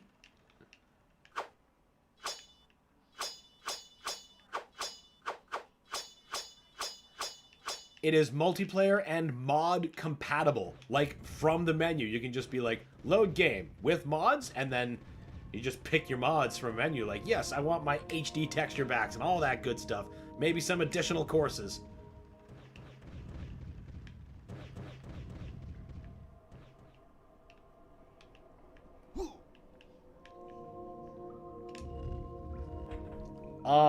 If you mean chronologically released Carnivorous Giraffe, one great Star Fox game that was released after Star Fox 64 was Star Fox 2, which was in the SNES Mini, and now the NSO service has it.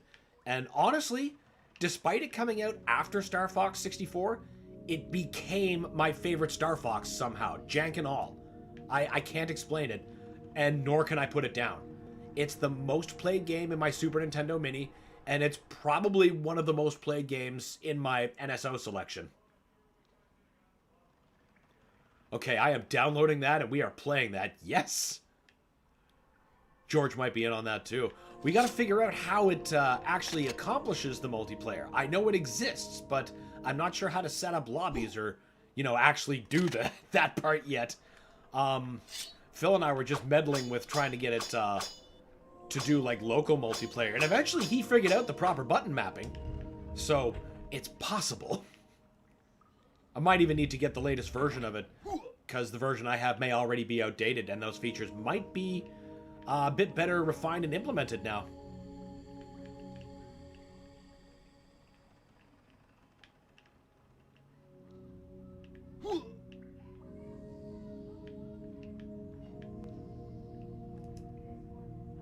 I am so lost.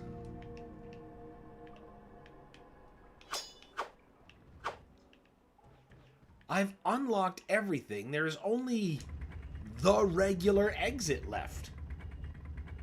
But that's not the exit we can take.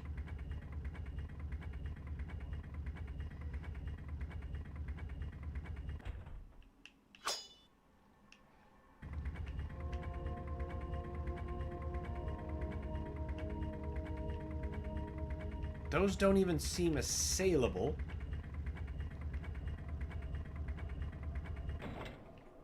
And this is just the start of the level, with absolutely no secrets that are going to take me anywhere.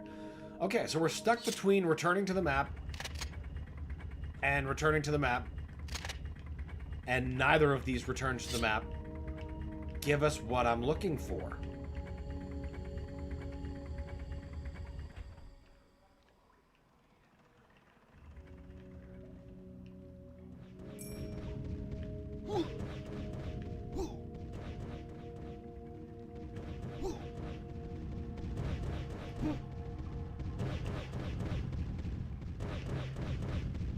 I guess I'll try this other way again. Or not. That decision got made very abruptly for me. Perhaps once I get to where the regular exit is, I will find a different path. Damn it.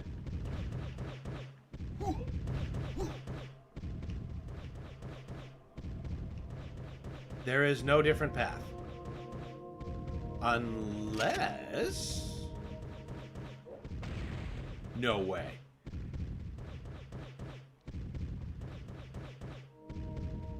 Okay, that's not a different path, but I'm kind of mad that I'm just discovering this extra platform now.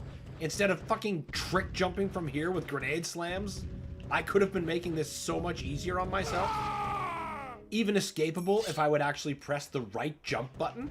Preposterous!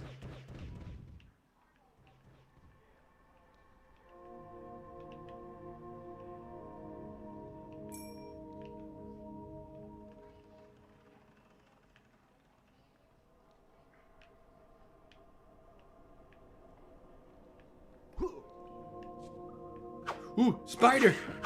It's something! I love the gentle underhand grenade toss.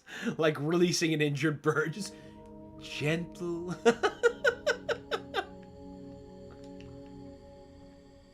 The only way forward I can imagine is down there, but that's literally no-no.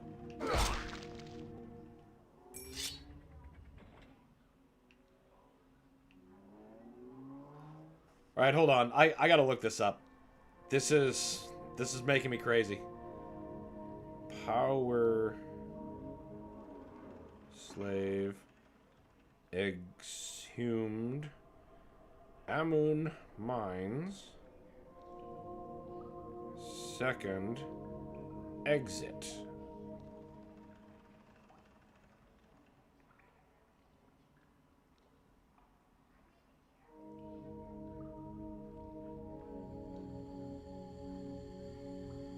What about that? Is that the information I want?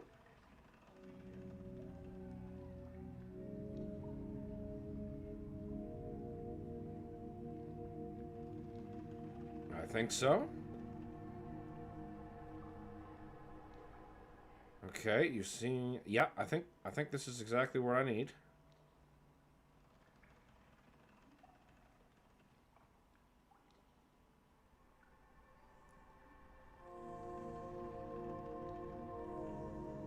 That's not what I wanted to do.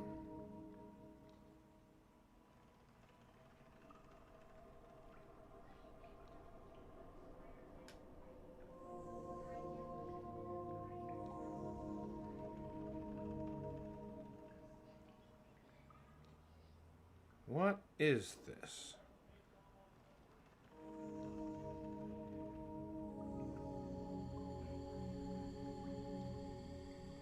Yes, there's all of that.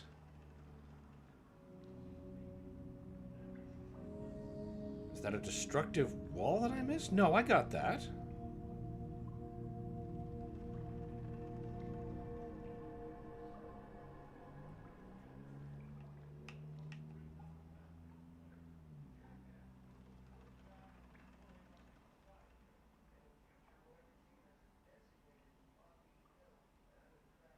Okay, nope.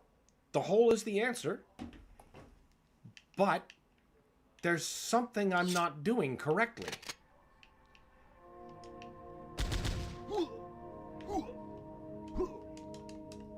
I need to find some way to slow my fall. No, it wasn't near that. The checkpoint was near the chasm. Where's the chasm?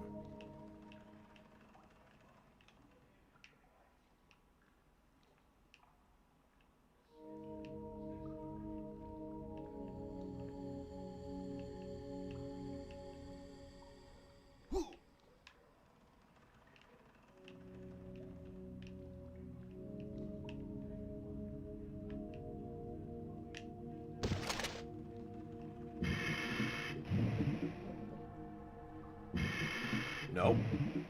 We already established. We're finished with the water. I swear I was near that area that I need to be. And of course, now that I'm looking for it with purpose, I can't find it.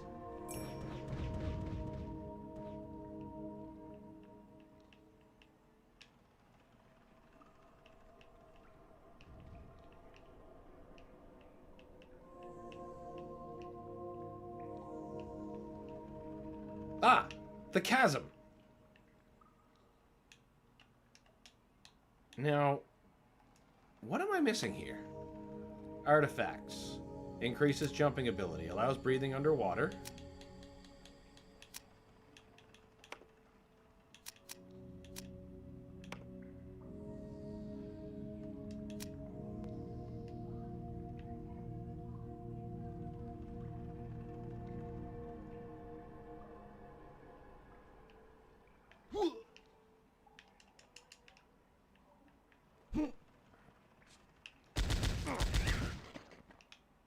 Oh. I already knew that. You didn't give me new information. Alright, then if that's not going to work, I need to figure out what that power-up is.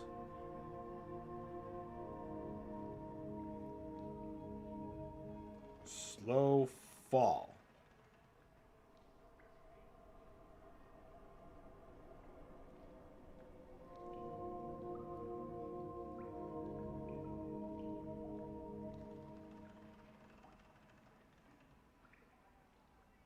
There was like 5 different answers.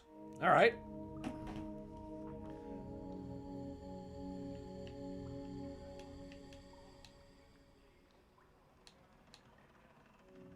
Wait a minute.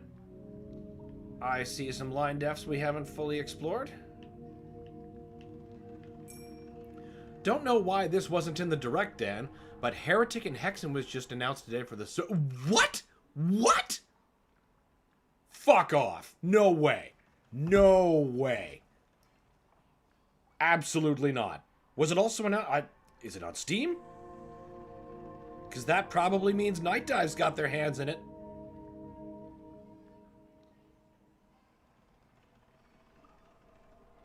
I don't... Okay.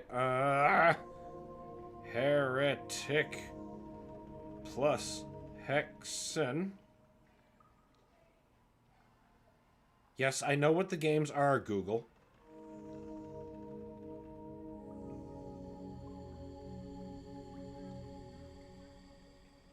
Well, either my Google Foo sucks, or it's just not widely known information yet. But holy fuck, I had no idea. That gives me a very strong hope that we're getting the night dive dream I've always wanted. I just shot you a link to the eShop listing. Oh, let me have a look at that.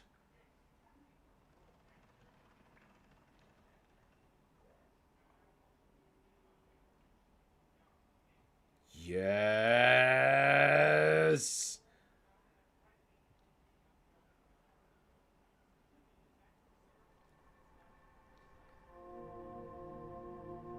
Absolutely no description.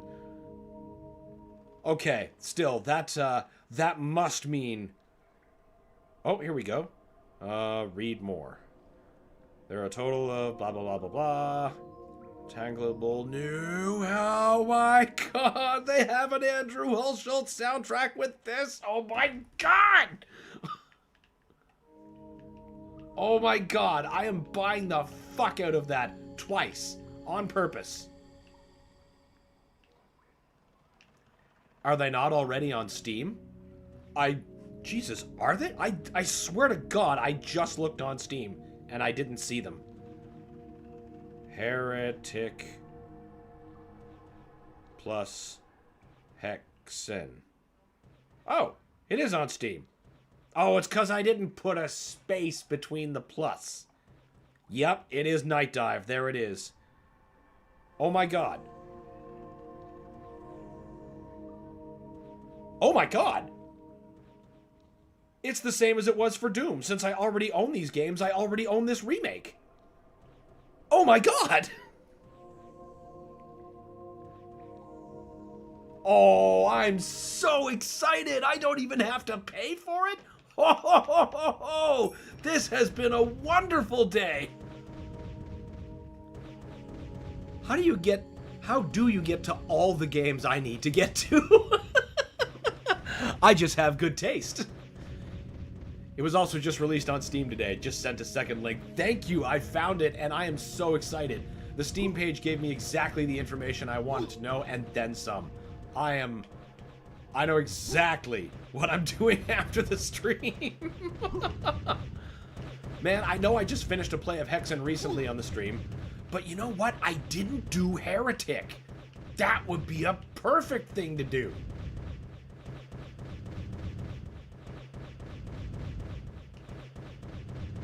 Is this the Exhumed remake? Yes, it is. Currently playing the Steam version.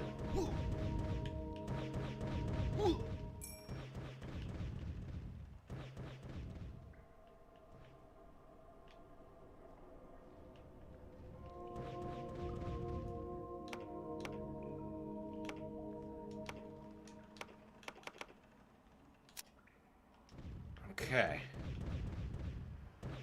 Huh. Let's switch back, switch forth.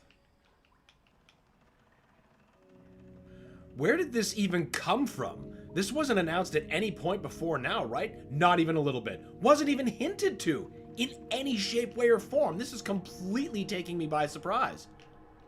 Wait, what just released today? Ah, well, first of all, welcome Megabyte Red Sector. I forgot to welcome you formally. Welcome, good to have you. And what just released today was Night Dive's next remaster. I mean, I'm playing one of Night Dive's remasters right now, but Night Dive's next remaster is a combo pack of Heretic and Hexen, and it just shadow dropped today. It has a new Andrew Hulshult soundtrack. I am so stoked. So stoked. The fact that you found out about a game that you A, wanted, B, already owned through word of mouth is a sobering glimpse at digital marketplaces. Yeah, I mean, the same thing happened with the Night Dive's Doom and Quake remasters. Once, you know, they saw... Not once they saw. It said if you already own the game, you get the upgrade for free. And that was also true of the Switch versions of Doom and Quake. Or no, not, well, I didn't own Quake previously on the Switch. Doom. Those re-releases, first the Unity re-releases, but basically it's if you owned Doom digitally on any platform in any capacity, you just got Night Dive's Doom remaster for free.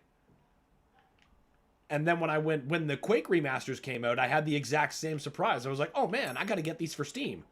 Oh shit, they just gave them to me because I own the original already. Stupendous. But the best part about that, Totem, is they don't take away my original. When I go back to my library, my classic versions are still going to be there, and the Steam version is, or not the Steam version, the new Night Dive version is going to be there too. I'm not going to lose the rights to the old version. And that's how you do it. They did the same thing with Doom 3. Now you pay, instead of buying, like, you know, Doom 3, and then Doom 3 Resurrection of Evil, and then Doom 3 BFG Edition, now you buy one Doom 3, and then you get all the Doom 3s. DOS versions, BFG remasters, and then you can choose which ones you want to install on whichever device you're playing on. Oh, hell yes! I just looked! Yes! Yes! Wait, there was a Direct today, so I guess I could just Google it. Yeah, there was. It was Indie Partners. I think it was only a 15-minute one. And I guess there wasn't anything too outstanding, at least based on what I hear. I'm so putting that in my to-play list. I hope the hell GOG has it too. So archiving it. Oh, you didn't even... I have to check GOG, because this is the kind of stuff that I double dip on there. You know, for the love.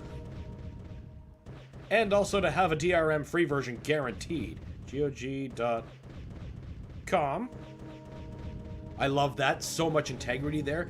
Yeah, and it's so rare to see. I love to see it. Just love to see it.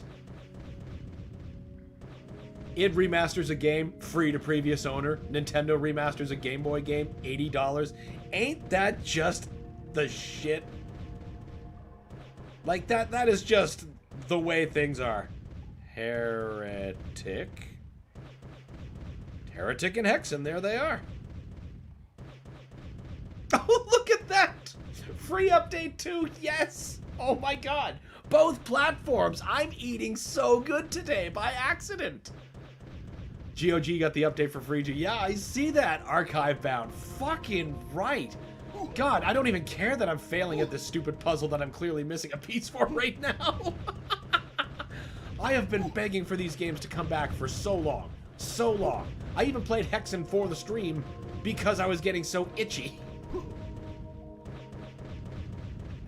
But playing through it again will still be a delightful experience because the last time I was playing, I was using the N64 soundtrack, which is my favorite over the PC original for Hexen.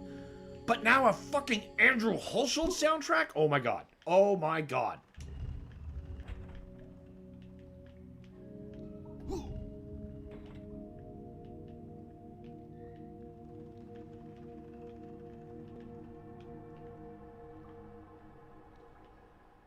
Why can't I find my way back to that stupid chasm?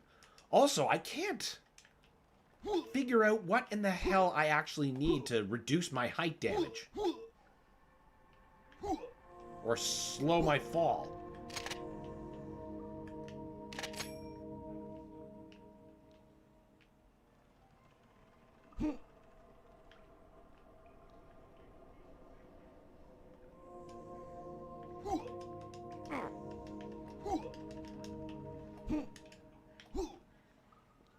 No, that's just the weapon wheel. That doesn't actually stop height damage.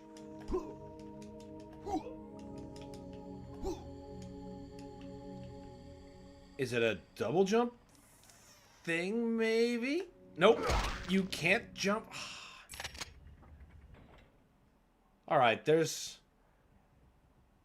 something I'm fucking missing here. There has to be. Because I know what the solution is, but I don't believe I have the tools. Yeah, the guns aren't going to help.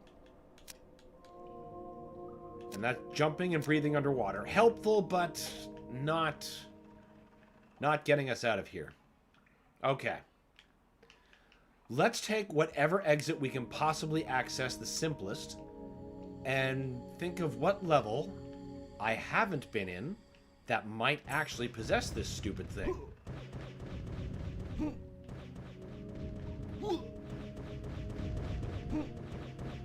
Ah, shit!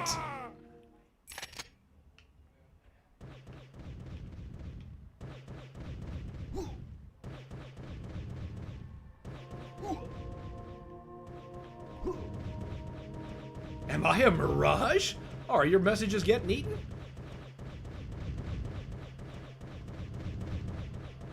Or did you just see something on the direct? Because that's the last thing I see from you.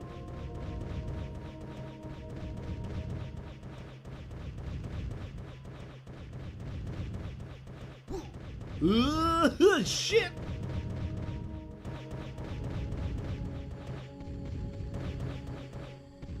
Ow.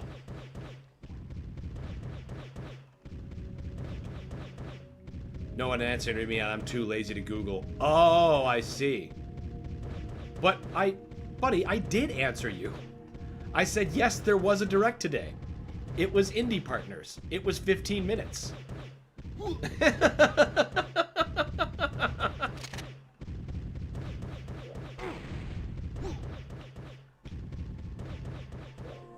And near as I can tell, there wasn't anything too outstanding. God damn it. So there was a direct today. Yes, Brad, there was.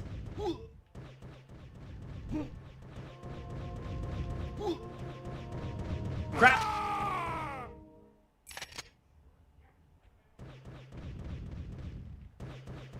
Oh, shit, sorry, didn't hear that. Hey, no worries. No worries. Just, know that you're not being ignored. I did answer you. Son of a... I thought the third-party direct was a few days ago. It was. That's why this one was the indie direct. Which I suppose is still technically third-party, but, when they say third-party, they mean third-party AAA. You're essentially Mirage. In the philosophical sense, there's no biological place for self to reside. Getting existential.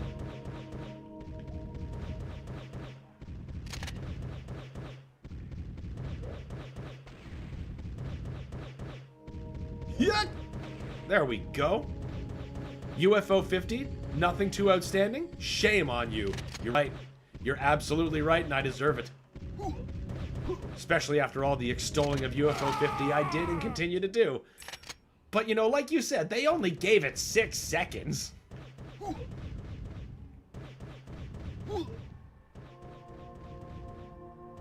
Oh, Indie Direct. Yeah, now you're on the same page. Dan made me really want to play UFO. Good! You should play UFO 50. As soon as you can. Son of a bitch. This is a tough jump. But it's the closest exit I have access to.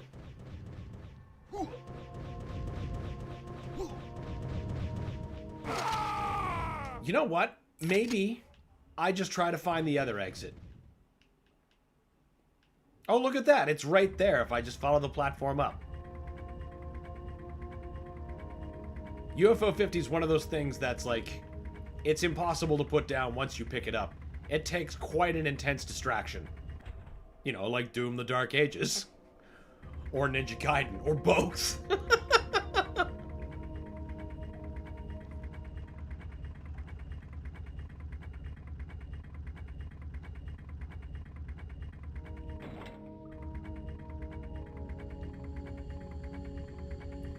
Getting my water caused me to mix my stop.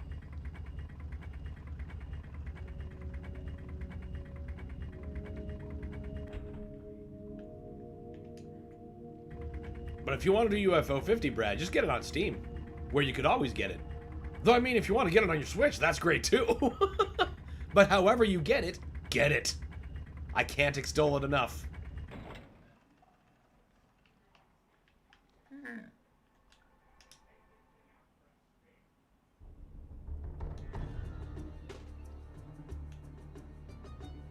Okay.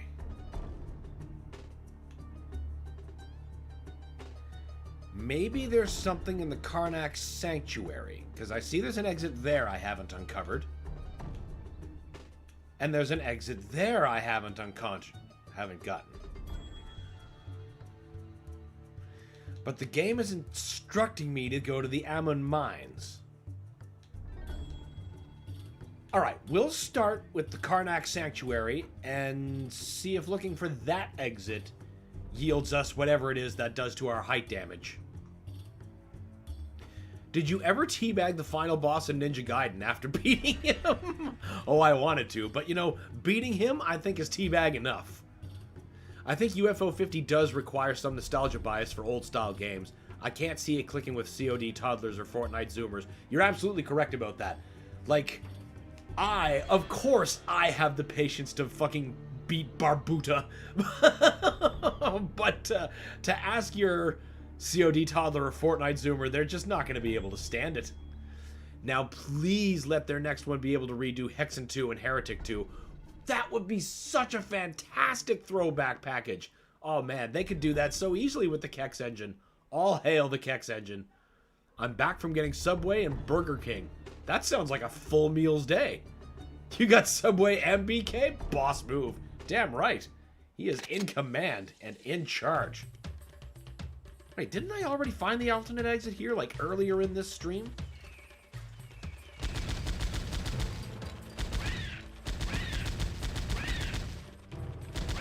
Yeah, I was definitely in this level earlier. Alright, so what we're gonna do is max out our power-ups that we can get.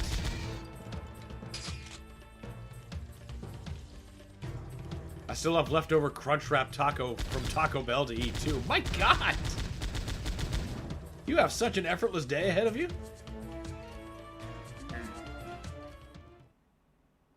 All hail Kex! It brings us the goodness.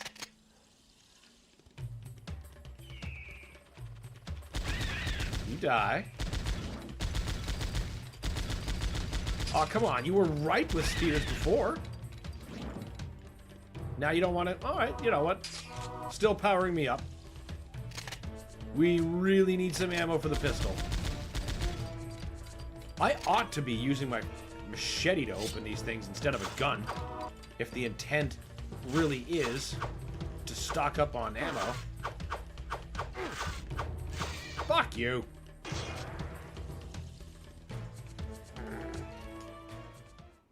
Shadow over here living my dream nonchalantly. Just all of the fast food.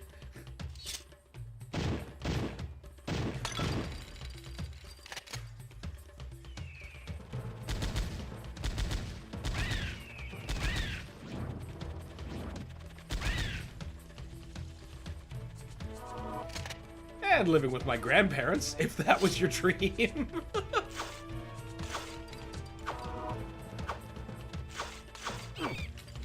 Well, you get to look after some important elders. I think that's fairly important work. Come here, you flying bitch. It smells like bitch in here.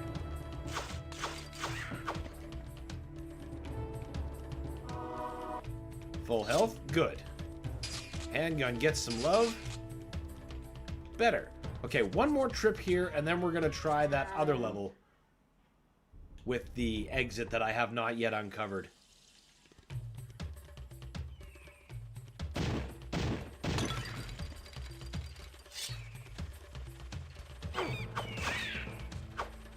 There are worse people to live with. I 100% agree.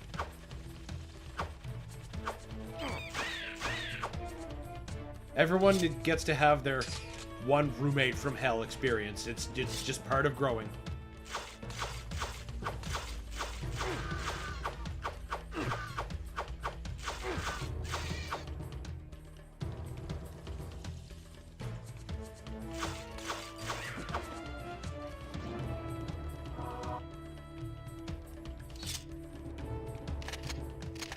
Alright, got pretty healthy ammo for...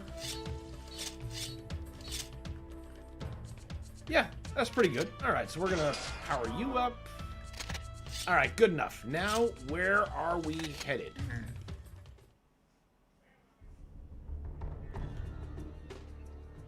And like Dan said, it's a noble place to stay. Taking care of our elders is important. And isn't it better that left to family hands and not untrustworthies? My grandma's a sweetheart. I appreciate that. Well, then that's definitely worth looking after. Sweetheart elders must be protected at all costs. Get back into the pass. Alright.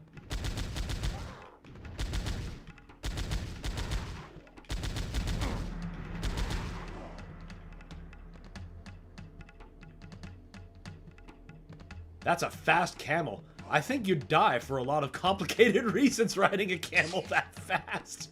Maybe he's a super camel. You know, he's like... He really wants to help King Ramses out, so he just believes that he can overpower physical exhaustion, and then does. Such is his belief.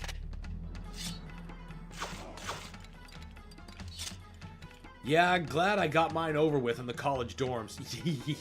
That's where like 99% of people experience them. Trial by college. I only finished high school, didn't go to college. You know what? That's a power move. Most colleges are a scam anyway. Especially now in an age of the information is probably on YouTube. Everything you need. The only difference is, will you be diligent enough to follow up and actually learn the skill? Or will you require to pay somebody an absurd amount of money to do that, all while putting yourself in debt?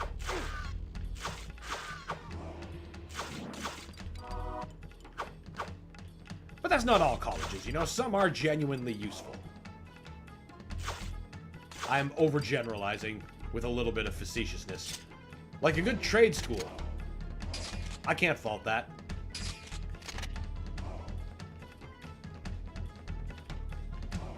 Yep, most colleges a fucking scam now. Yep. Most. That's the key.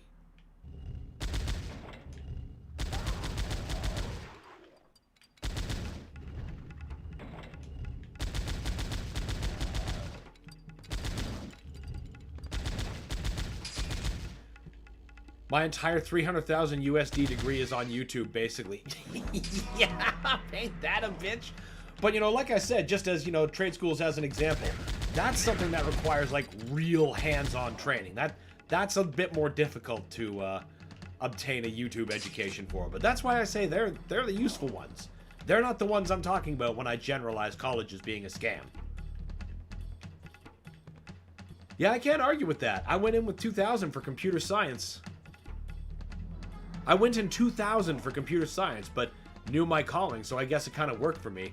That's understandable. I was fortunate enough at the time that I got in at a decent time, but, you know, sometimes life happens and you gotta respec.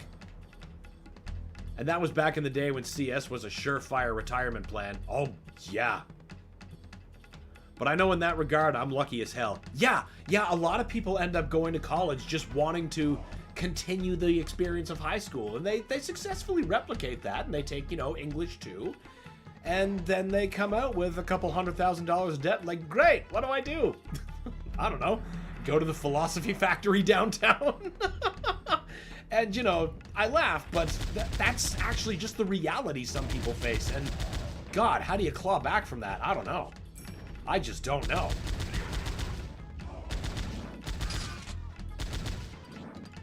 I too am lucky in that regard. I have no student debt,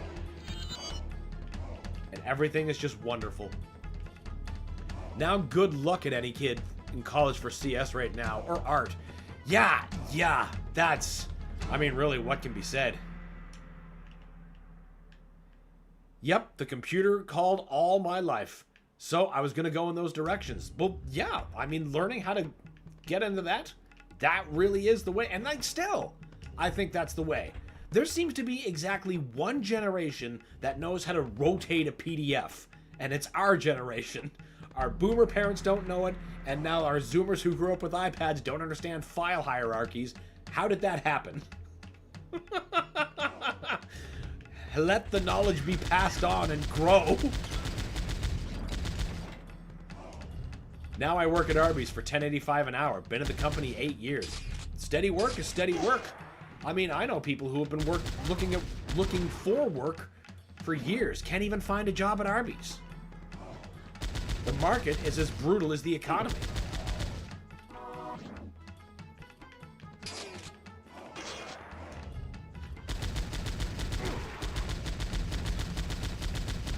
So, you know, any position that can be held, cling to that shit for dear life. Because you just don't know when the rug's gonna get yanked out from under you. And it could happen to anyone. For any reason. Listen, Anubis. Anubi. The multiple Anubi.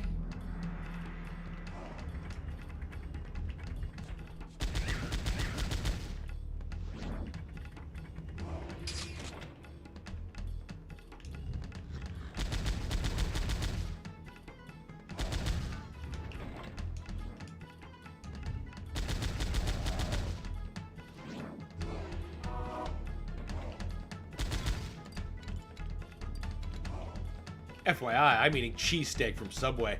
See, I'm as jealous as I am hungry right now. I've been thinking about that. Oh, shit. I'm just thinking of, like, all the fast food I'd love to have right now. Anoobs. That's a neat pluralization. Anoobs. Right, this nonsense. How about you die in those? No, you're not supposed to navigate them. You're supposed to explode in them.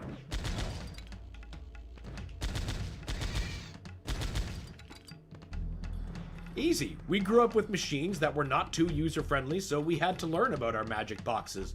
The new generation doesn't have that difficulty blessing in disguise. It's just a magic box for them. Yeah, that is an unfortunate truth. You know what'll teach you in a hurry? Actually building your own PC. I'm so glad to have had the help that I did when I finally did put my stupid machine together. Which now my stupid machine is obviously my wonderful machine. My God savior. But that was a skill I simply lacked and did not know, and took the patient guiding hand of a friend so I didn't blow the damn thing up. But now I have that skill, and because of that, I'm no longer afraid of my magic box, because I understand it. If a part fails, it's not going to be a, oh, I don't know what to do, trebuchet it into a lake.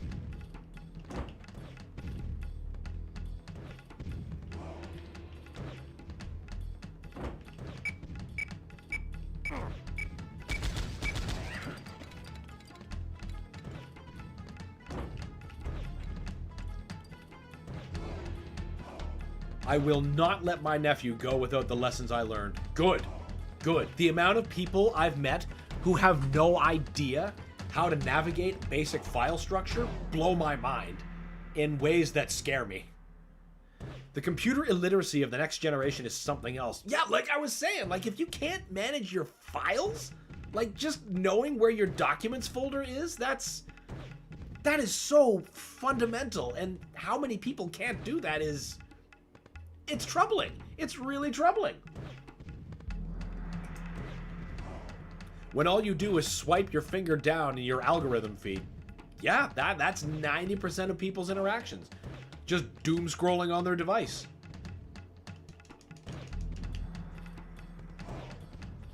I'm still single and happy, the oldest of 5 children, and nobody has kids yet. Well, kids are expensive. I don't know if you've heard the telegram there. It takes a thick wallet and cojones to go down the parenting path. Mad respect to anybody going down that route. Oldest of 3, but same situation, Shadow. It's more common than you think. Well, my brothers have kids now, but I'm happy with things. That's fair. Happiness is key, whatever that is for you. No one else can define that. I wasn't a fan of My Little Pony after the series ended, but now that I've watched up to Season 6 of Gen 4, I love it and own a DJ Pony plush. It's been a hot minute since I last thought of Friendship is Magic. Took a while to get me on board too, but I ended up really enjoying it as well. I mean, there was a Star Trek villain that pulled me in, because John Delancey could read anything and have me engaged. Actually, wait, you know what? I can no longer say that universally because of Star Trek Picard. Agonizing show to watch. Agonizing thing to listen to. I suppose John Delancey was still the strongest part, but what a revolting show. It disturbs me. Yeah, the illiteracy disturbs me too. Like, I'm at a loss for words. It's such a vital thing to know, in my opinion. Not knowing puts you at such a disadvantage. I can't imagine it. Yep, and I'm 29. Yeah. A friend of mine reached out to me to look at the programming work of a couple of CS students he hired. They didn't know how to code. It was all janky ChatGPT code. Oh, well, yeah. Yeah, that's the other thing about AI. It does everyone's learning for them. But you know what that is? That's buying a gym membership and then paying somebody else to work out for you. And then getting hired for your workout prowess. You see how the math ain't mathin' and how quickly you're going to be exposed? Baby Dan would have had to learn the basic DOS to get Doom running. And exactly! I had to! And because of that, I can still make custom batch files for myself when I'm making new ZDoom shortcuts. Because I know how that command file structure works. I can just make all these shortcuts for myself. I'm still getting dividends from having learned that skill. I have a few brony friends. Couldn't pull me in though. That's fair. That's fair. I watched and played. They watched and I played Persona Q. Okay, okay. Well, every friend group usually has that one dude who plays while everyone else watches. In most of my groups, that was me, and usually Doom or some NES game. You know, it kind of might have been the genesis of starting this channel to begin with. I heard Picard was real bad. It was. Every episode just pissed me off more than the last one. And I kept watching. I mean, thankfully it wasn't through Paramount Plus. It was through other means that ensured nobody gets a fucking red cent from me. I cannot and will not forgive what they did to Picard. John Delancey is good as Discord. I agree. I hate him as Q from Star Trek. What? What? Why? He's like one of the best parts of Star Trek. Did you see Picard? Did you see Picard and think that was Star Trek because it was called Star Trek? Because it's not Star Trek. It's fucking heinous is what it is.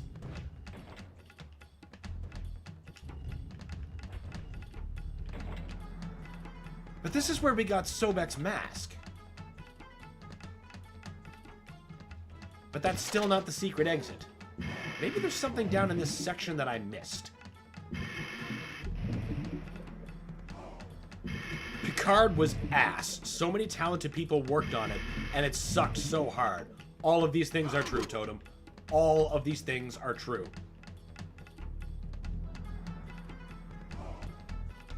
I guess there's no way out but to take that way out. But that's not the exit. You must seek out the giant creature called Set, Keeper of Souls, and rid this valley of his evil tortures. Travel south to the Allen Mines, and east toward the arena where Set feeds on the remains of slaves. Move quickly though, for the desert sands of time are choking my soul as the Killbot inhabitants grow stronger in power. Yes, Ramses, you've said this, but I've been to the Ammon Mines, and I know I'm missing something. Something to help me slow my fall. Anything. I'll take an umbrella or parasol at this point. Or both. Q is such a good character, but he's nothing compared to the Borg. One of the best villains, bar none. Again, both of these things are true in my opinion. He's one of my favorite parts of Next Gen, but he inspires not the same kind of fear as the Borg. The Borg are so intense. Until Janeway kind of cheapens them at the end of Voyager. But we're not talking Voyager yet. I love Voyager. Cross my heart, love it. I just think the ending was a little rushed and cheap. But considering how much worse Star Trek gets after Voyager, I have to give it a pass. I have to give it a pass. I think I judged Enterprise too harshly too now because of that theme song. When I say I didn't know how much worse it could get, I of course mean modern Star Trek. The fucking nightmare. Well, my grandma doesn't like Q from Star Trek. As for me, Q is okay. Oh, well, you know what? That's fair. That's fair. Like, I know people who's just like, I don't, like, they say they don't like, you know, X character. Maybe Julian Bashir from Deep Space Nine. I'm like, but I love that guy. He's just a shit disturbing menace. And they're like, that's why I hate him. It's like, all right, well, we can agree to disagree and appreciate. John Delancey plays the best character in StarCraft 2. You know what? That's hard to argue. Except, you know, Q's kind of better. I'd have to actually see the bits of John Delancey in StarCraft 2 to be reminded. But he is a sci-fi legend for sure. I've never played StarCraft 2. Oh, my sir, you need to fix that. And you don't even need that strong a computer to do it. Fucking King Ramses. Such a whiny baby. Yeah, they're just siphoning his corpse for power, right? Just let them. I refuse to touch Voyager for that reason. Anti-Borg energy weapons, bullshit. Yeah, like I said, I feel the end of Voyager really cheapened one of the most lethal and coolest threats ever introduced. But even what they managed to do there was nothing compared to anything they would do in new modern Trek. It's like, you know what? I hated this back in the day, and I still don't care for it now. But by comparison, it is by far the lesser of two evils. How did Voyager end? They warped home? Wasn't there time travel? Yes, there was a convoluted story about time travel and blackmailing the Borg Queen and then using the Borg technology to be shunted back to the Alpha Quadrant, basically, in a hurry. Come here. It reeked of, okay, we gotta end this thing, go, go, go. Sulu and Kirk are still alive. Yeah, just in the Nexus. I know you haven't played it, Dan. I just thought I'd bring it up. I played a bit of it, to be fair. But all my experience with StarCraft 2 was actually largely multiplayer. So, yeah, I don't know shit about the campaign. Except that one cutscene, because I remember my dad was playing it and he got to it and just like, I love you, Sarge. That was so good.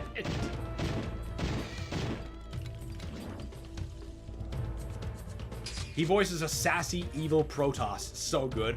Okay, I see why you'd love that. Hell, I love that on paper, and I haven't even played that much of it. I'll forgive it to an extent for the Elite Force games. Yes. Yes, the Elite Force games, that's using your ass. But because video game. But the show? No, absolutely not. Fair. Games you gotta just get away with some things that just don't stand up to narrative scrutiny on a TV show. Had Voyager used flak cannons for the anti-Borg stuff, physical ammo, I would have been cool with it. But energy? No, bite me.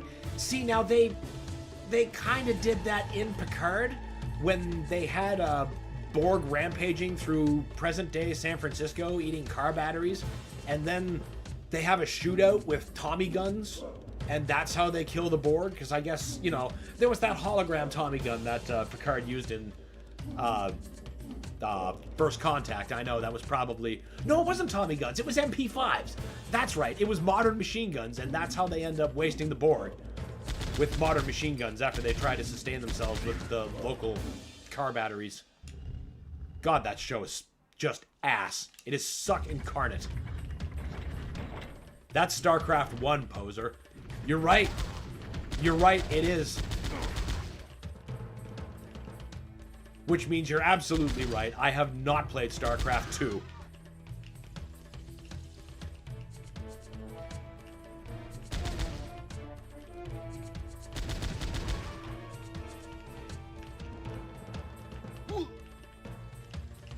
Gotta keep me honest, and that's good.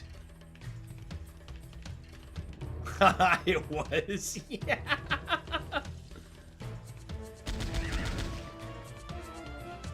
Now, yeah, I know that. Got to unlock those again.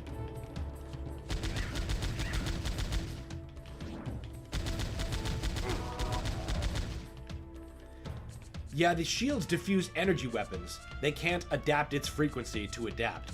They could put armor on Leaderboard, but that takes a lot more time. Yeah. Yeah. I figured it was one of those, they could you know, this is all just entirely headcanon for me. It was never actually proven or written anywhere that they probably could stand up to regular ballistics fire, depending on, you know, how their shield matrices go. Like maybe they could repel a physical attack if given enough sample data, and, you know, if they have enough energy. Maybe. This is all entirely theoretical spitballing that I could be totally wrong about. Like, maybe somebody's got the tech manuals memorized and they could explain to me exactly why that's wrong. And I'd love to hear it, frankly.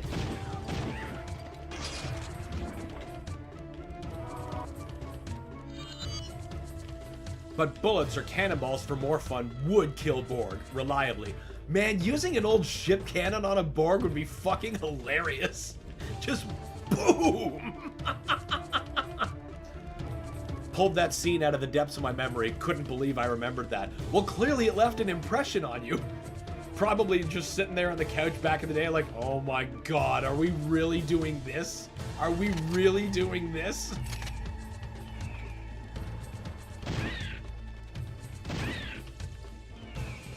We've seen otherwise. Worf knifed one outside the ship in First Contact. True, but they hadn't used sharp things on it yet, so it hadn't had the chance, or the other Borg hadn't witnessed it or had the chance to adapt. But I imagine if he had kept at that, maybe I'd buy my bullshit deflecting a knife blow before I'd buy it deflecting bullets eventually. But Worf would have required a lot more stabs on more drones for that to register, for them to go, oh, we need to not have that. Right? A shield tuned to stop lasers might do fuck all to ballistics. Yeah, it depends entirely on how the shielding works. So clearly what I gotta do is I gotta read on how Borg shielding works.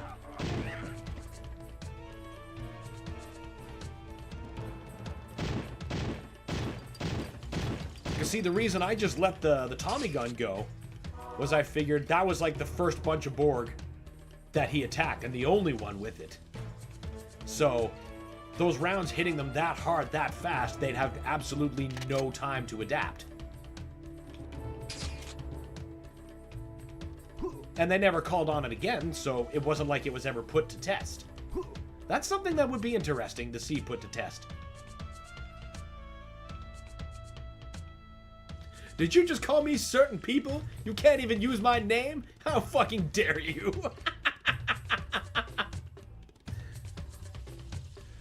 No, because that shield has to let physical in to interact with objects, like computers to put nanots in others. Okay, that's... Oh, you know what? I hadn't considered that. I figured maybe it could have been like kind of like a selective pass-through. You know how like bubble shields work in Halo? They can put them up and the user can walk freely around through or out them, but other things can't get in. But that, like a physical grenade will just bounce off, for example. But a dude could walk right through, you know? I'd take bets physical works reliably. I'd love to see that put to test. I really would. Like, I'm genuinely fascinated in this possibility. I think the only reason I haven't found the exit in this level yet now, it's occurring to me, it's because it's beyond this toxic sludge. And I don't see any real way to get past here. Wait. I survived a hit from Mountain Don't? Oh, it's probably because I have that health bonus. Because it's draining a full health bar, basically, and leaving me with, like, almost no life left. But, you know, still enough that I can take a hit.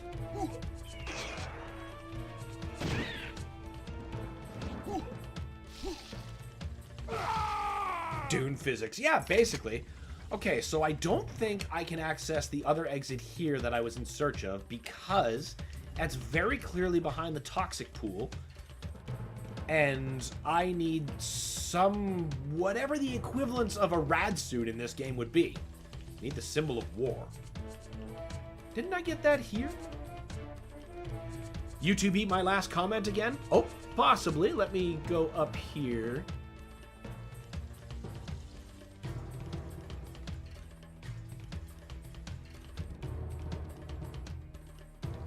Oh, nope, there it is. I just missed it. It scrolled by too fast. Sorry about that, Phil. If certain people can force you to play... Ah, now Brad's comment makes sense. If certain people can force you to play Banjo-Kazooie, I should get to force you to play StarCraft 2 for maximum suffering outside of your boom-shoot comfort zone. Did you just call me certain people? You can't even use my name. How fucking dare you? Okay. I get it. I get it now.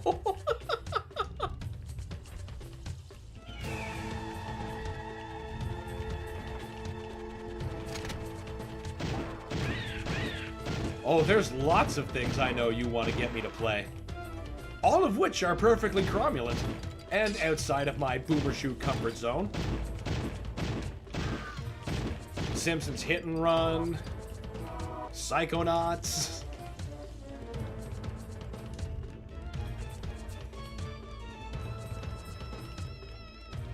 Both of which are in my library, one of which is installed right now on the device that I'm playing.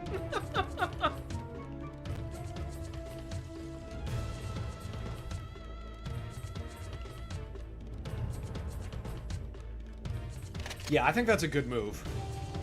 Oh, what? We're seriously out of machine gun ammo?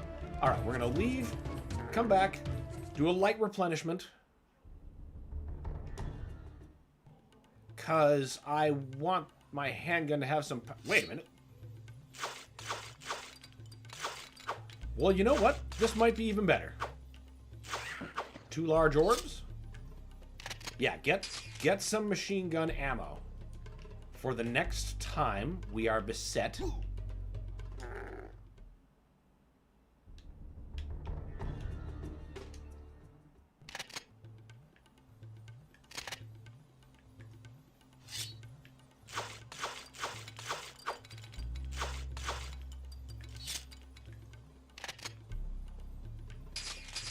Good, good. Keep this strength coming.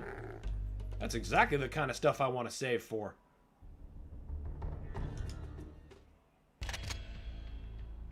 Now we'll be... Wait. Nope. That's... I don't recognize this level. Oh, wait. Yeah, it's the very first level. Ah, crap. Fine. Fine. We will just do this.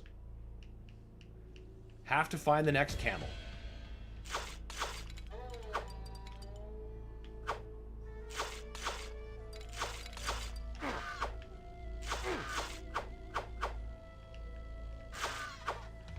I tried to get Psychonauts 1 running on deck, and I can't recommend it in its current state, sadly. Oh, that's unfortunate.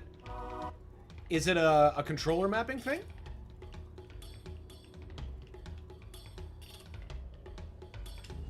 It doesn't have its native gamepad support. Oh! And the bindings are beyond screwed up, sadly. Okay, yeah, that would be that wouldn't be a great time for me. And that would... I wouldn't be able to look at the game through a natural lens that way. That wouldn't be fair to that game. Hit and Run, on the other hand, there's absolutely no excuse.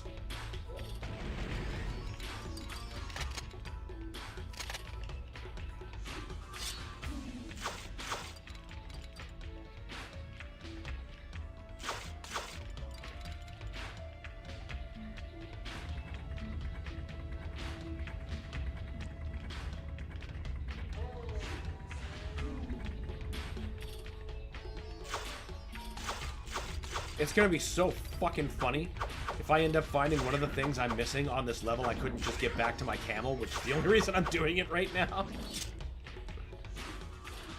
Yeah.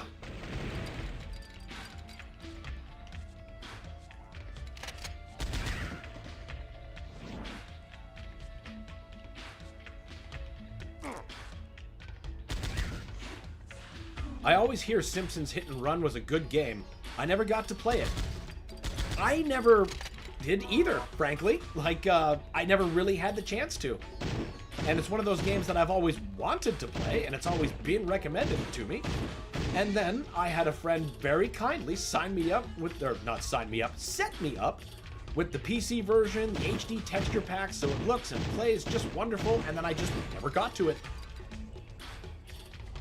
The reality of being a PC gamer is there's so much to play. So much game. Hit and Run uses a mod that fixes all those things.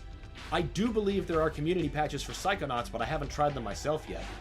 The problems of a game being from 2005. I faced the same thing when I play vanilla Doom 3, or at least I used to. Controller mapping used to be so clumsy. But, you know, I bore with it because I love OG Doom 3 and not a big fan of BFG Edition. But nowadays, I can accomplish everything that I couldn't through the Steam overlay, as opposed to needing to mess with a third-party button app like, oh god, well, what was that one I used? X-Patter. That was the one I always had to use. Because, you know, game 2004. Same problem.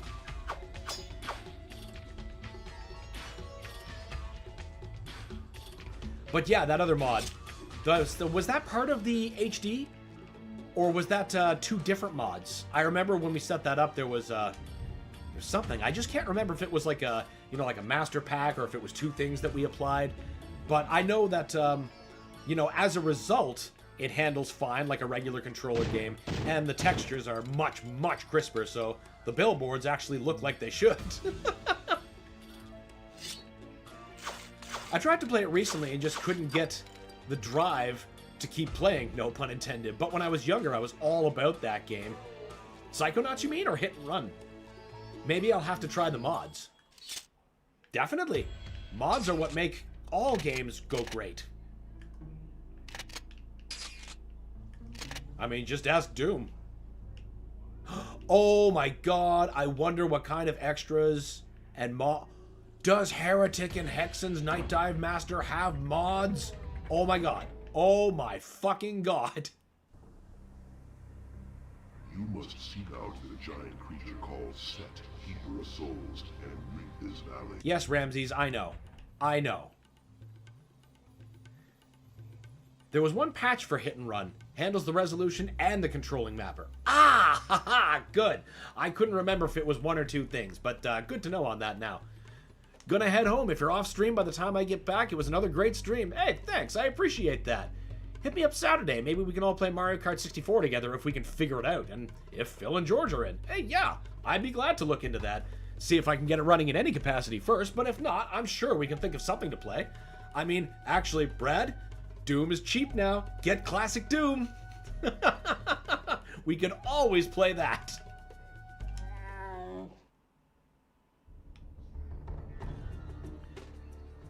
Heretic Hexen does have new episodes, so you got stream content. Oh my god. Oh my god. Unexpected Christmas. I love it. I love it. Okay, so, man, there's a whole lot of... I keep being told to go back here, but I don't have the slow fall thing.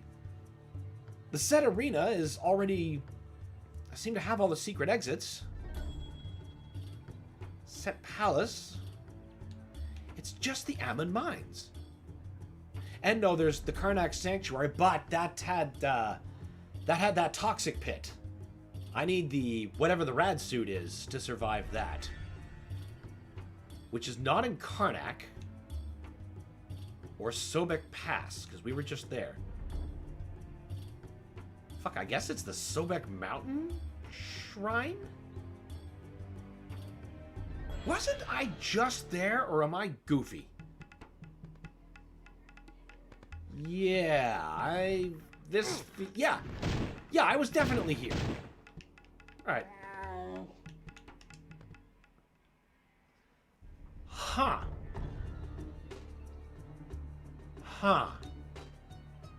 I'm missing one or two pieces of the puzzle, and I can't fathom where they might be. That is a noodle scrap. Man, I even found the transmitter parts. I mean, we still made a ton of progress. What time do we have? Oh, well. This is actually very timely. So it seems we have reached the end of the time that we have available to stream today. And that's timely because looking at what we have to do now, I think I'm going to have to sit down and really look and read about where the next thing I really need to go is. And, you know, I don't want to be sitting here reading while just sitting here idling on stream. That's not entertaining. I want to learn the solution before we come back, then we can implement it, and then actually move forward. And that'll be fun for everybody. Either way, excuse me a second.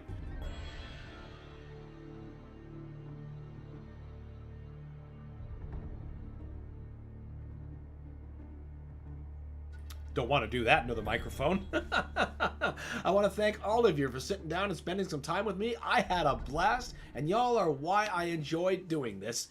Good stream. Thank you, Carnivorous Giraffe. I appreciate that.